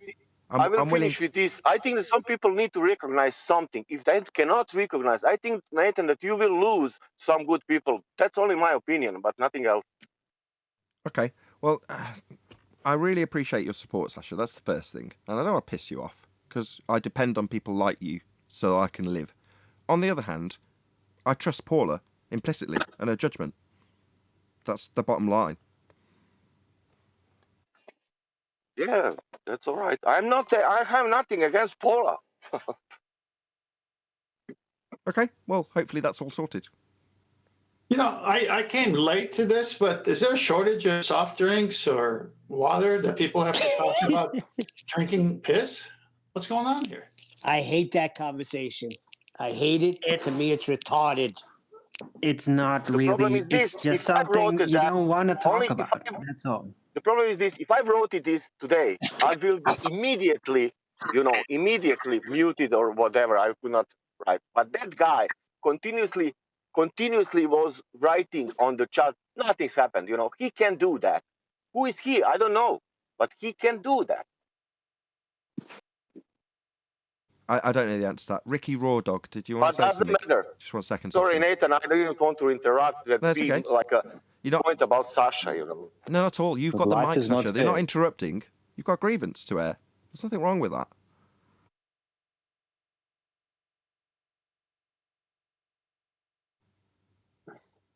Okie dokie. Let's be clear, guys. This is another example of a category error. Okay? Here we go. Talking about a topic and being expressly rude to a human being are two different categories. And if you want to know, it was pointed Dimok. It was the guy was saying about Dimok that he need to drink his pee. If you want to know. So why did you ping me about the topic and say, why do I talk about it when I wasn't? I mean, I'm not every mod. I'm not every person on the server. Why did you specifically target me?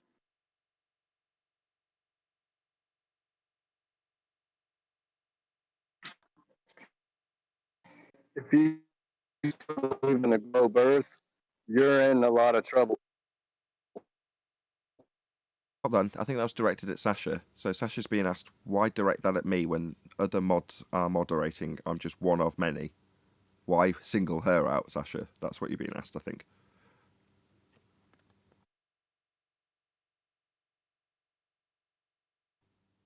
We may have lost Sasha. We will never know. No, he's just silent right now. One of the greatest mysteries of the world.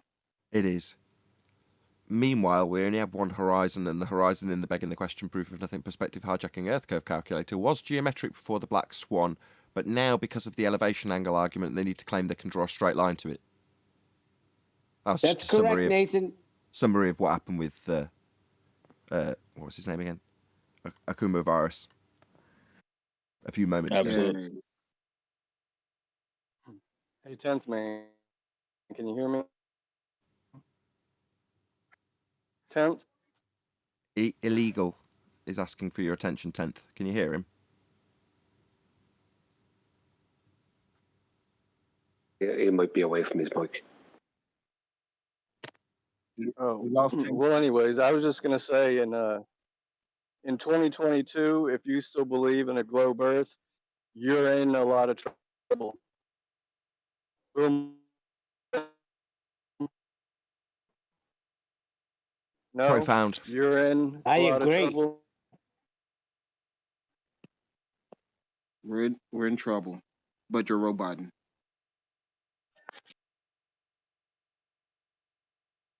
We didn't get any of that. I think we got the sentiment. Well, they know they're in trouble. That's not the issue here. Do we? What are they going to do in this trouble? I was making a urine pun, but nobody got it, I guess. Oh no, I'm started glad it didn't roboting. make it through. Yeah, I'm glad I didn't hear that. Well, no, you can deny it, Virus. You can say, oh, no, this is I'm completely unaffected by it. Well, I gave the summary for how the argument formed and was concluded a moment ago.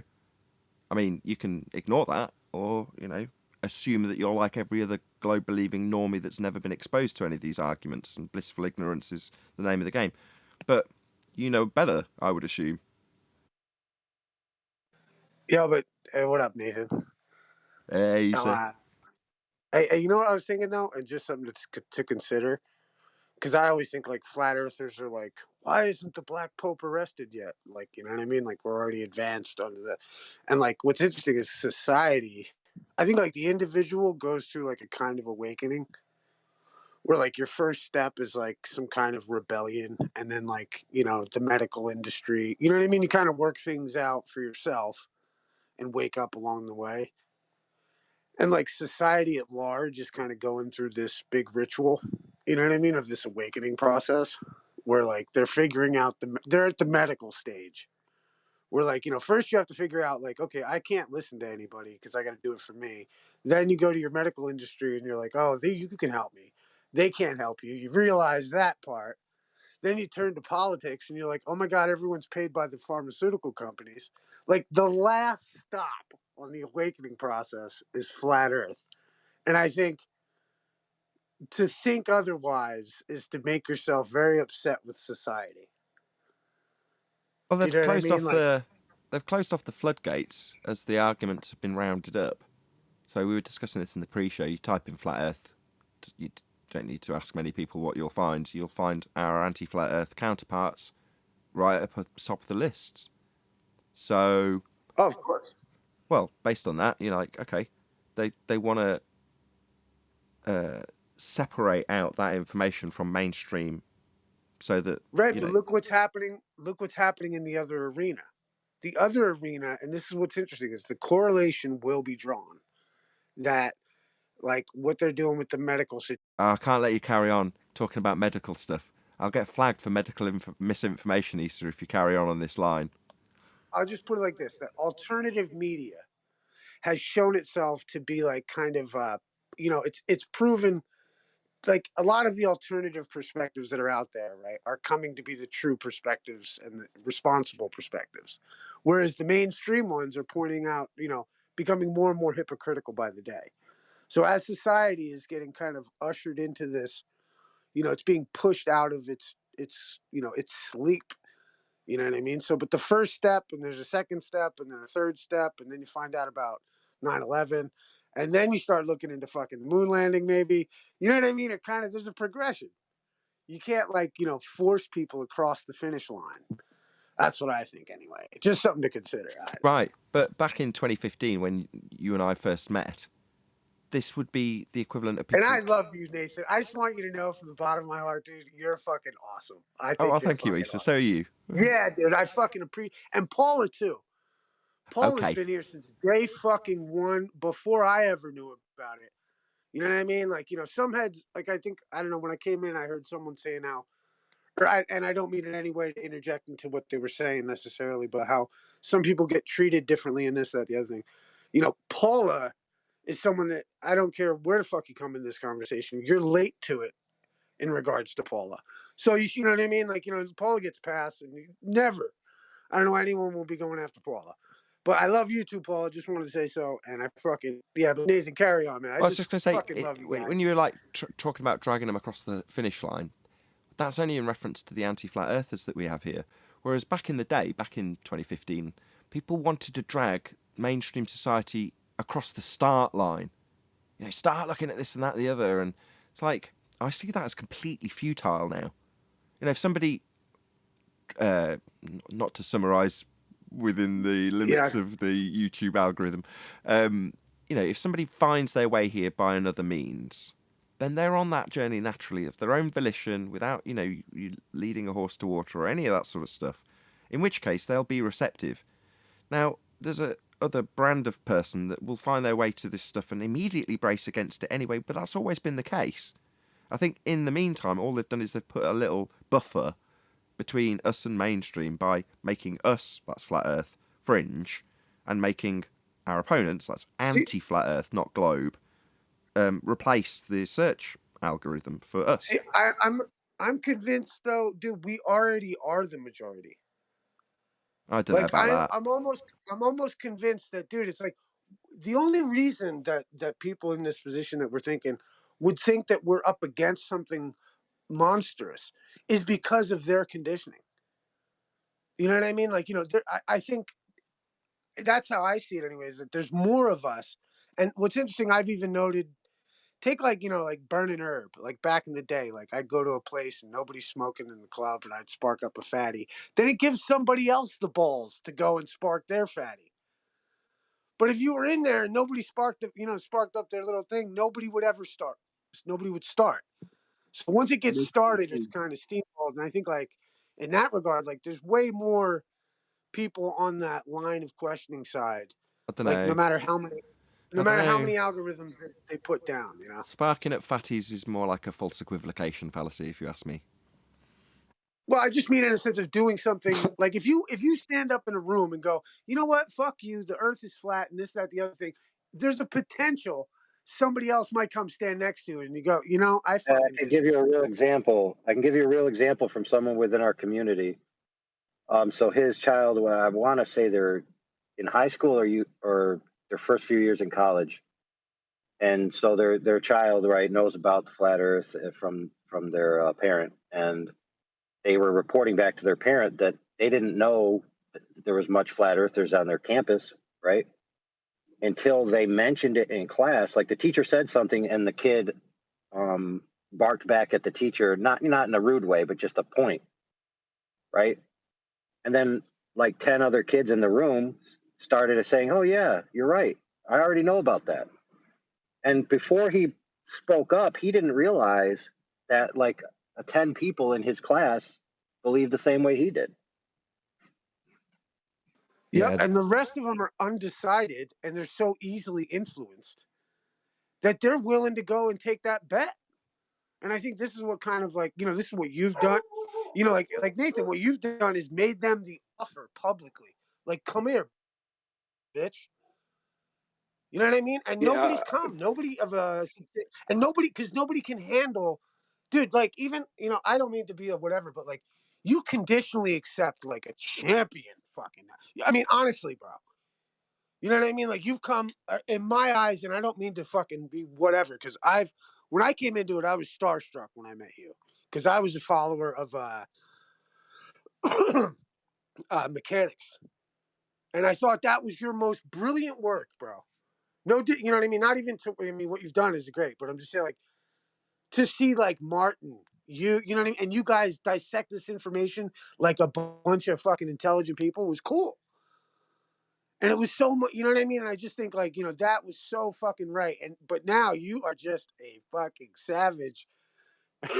You know what I mean? Like, and you just put these dudes up so quick. Yeah, we all love Nathan. We're all loving Nathan. Hey, QE, look, just because he's not blowing smoke up your ass, I'll thank the Academy at the end.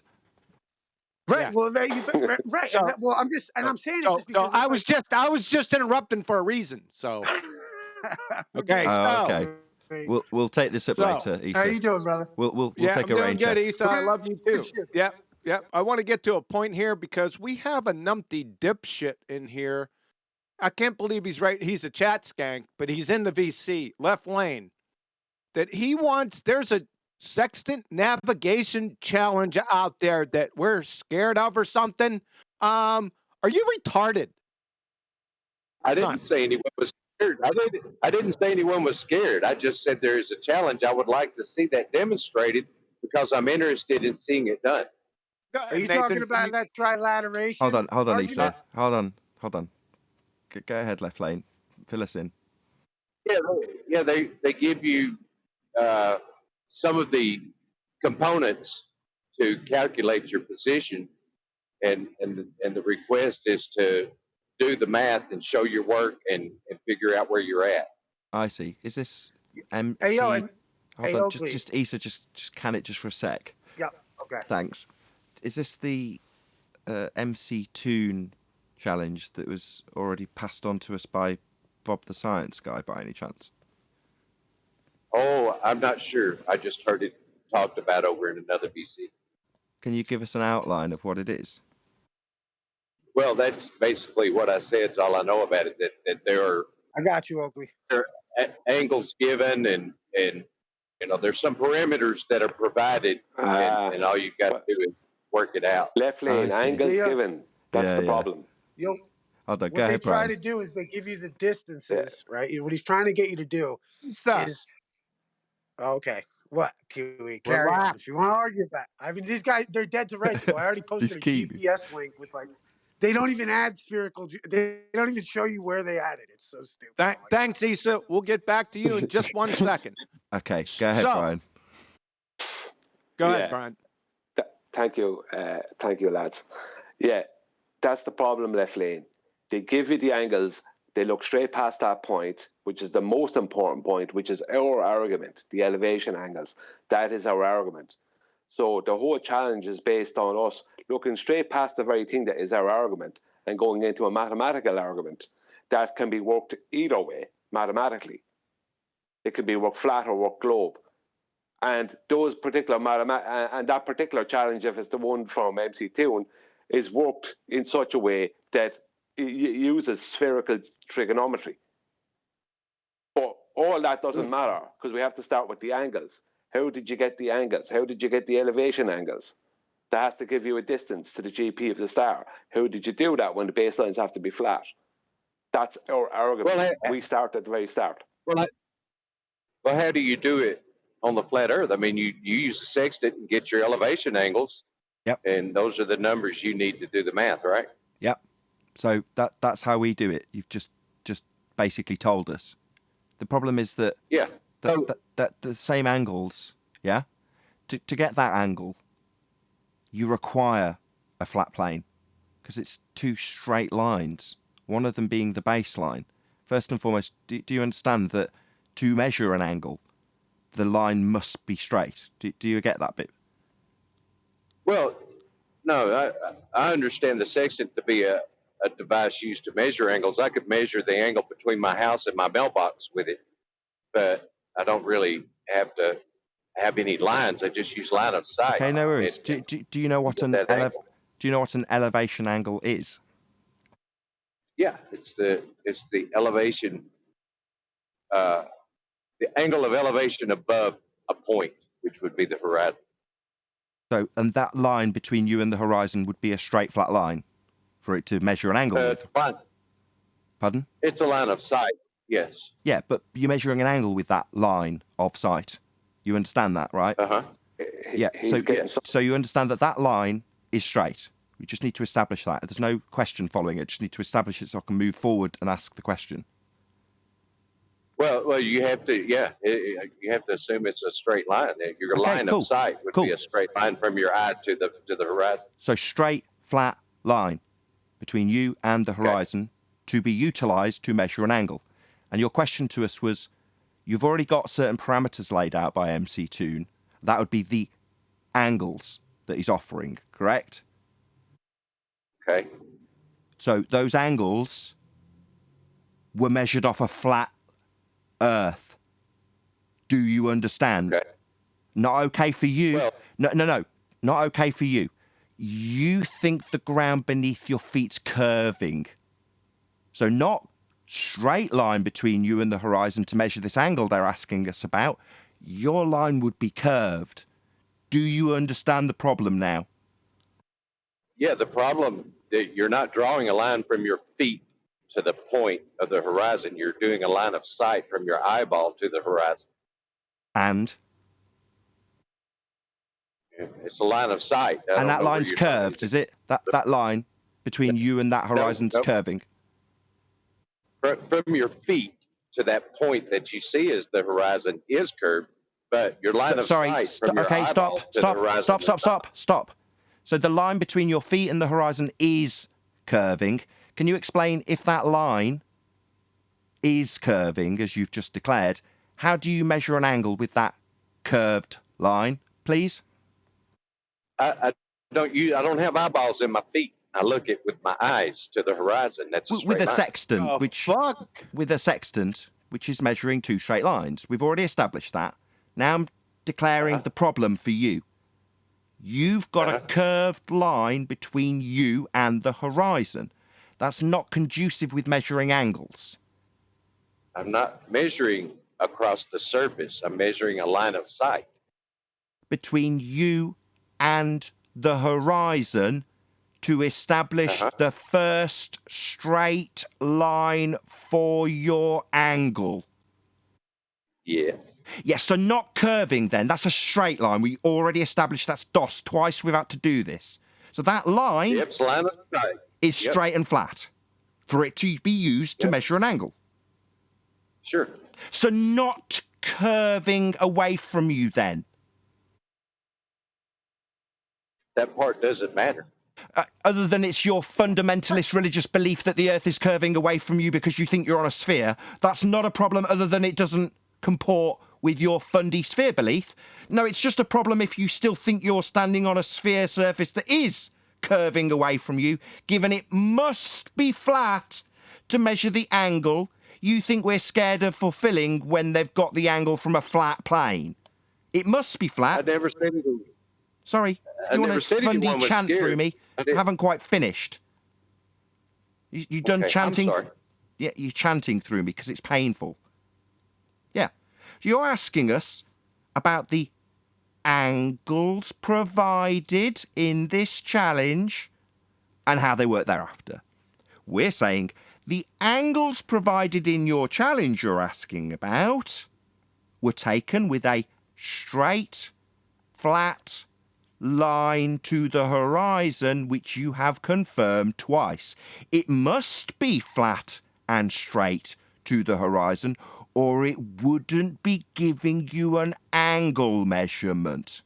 So, given that it must be flat to get this angle, how do you, the sphere believer who thinks the ground's actually curving away, get your elevation angle? Go. Yeah, disengage. You're not going to talk to me that way. I will talk to you when I've won exactly how I choose. Because, in summary, it's not about how I'm talking to you. I'm being extremely polite, in fact. You cannot get an elevation angle from a curved surface. So you can't measure this angle on a globe. It's not about how I'm talking to you. It's about me annihilating your fundamentalist religious belief that the ground curves away from you, from your feet to the horizon, that you've declared twice is actually being utilised with a straight line to it to measure the angle to the star that we're being asked about. There's a communication error here. Yeah, when you're talking really slow. Shut the fuck up. We don't want to hear your snowflake Sally excuse. He talked to you very politely. Not like I'm going to do right now. You fucking snowflake Sally. Why don't you put your snowflake on? Get the fuck out of here, you clown. So, and summary, your little appeal to, hold on, your little appeal to, it's the line of sight. You're not looking at the horizon at your feet. That's why we use dip correction, you numpty dipshit. How you like that, fuckwit? You're a retard. What's a triangle? Okay. So he can't get his elevation angle from a curved surface. His belief is the ground curves away towards the horizon. 8 inches per mile squared is the calculation they give out for their geometric distance to their physical horizon that's curving away. Now, that won't give them an angle measurement. So what do they do? Yeah. Well, they measure a line to the horizon and assume that's a straight, flat line on a straight, flat surface. That's what they do. That's just a fact. Well, that's not going to work on a sphere. It can't. No, he's not doing that. He's taking a straight line from his eyes to the horizon and taking an angle then to a celestial body between that and the horizon. He doesn't understand dip and height of void correction. For that, an elevation angle left lane, you have to have a 90-degree right angle. And that's why they do dip and height of void correction. And the baseline of that right triangle then becomes your distance. So if that distance is 3,500 miles or 2,500 miles, then that's 2,500 miles of absolutely flat along the surface of the Earth. It's not optical anymore once you do dip and height of void correction. It becomes geometric. And that's our argument. And that's why McToon looks straight past that point and tries to give us mathematics that needs spherical geometry. Because he's a booger eater, like you. Left lane. McBooger eater, don't you know him? Didn't you see his numpty clip? That your little ploy right there was so pathetic.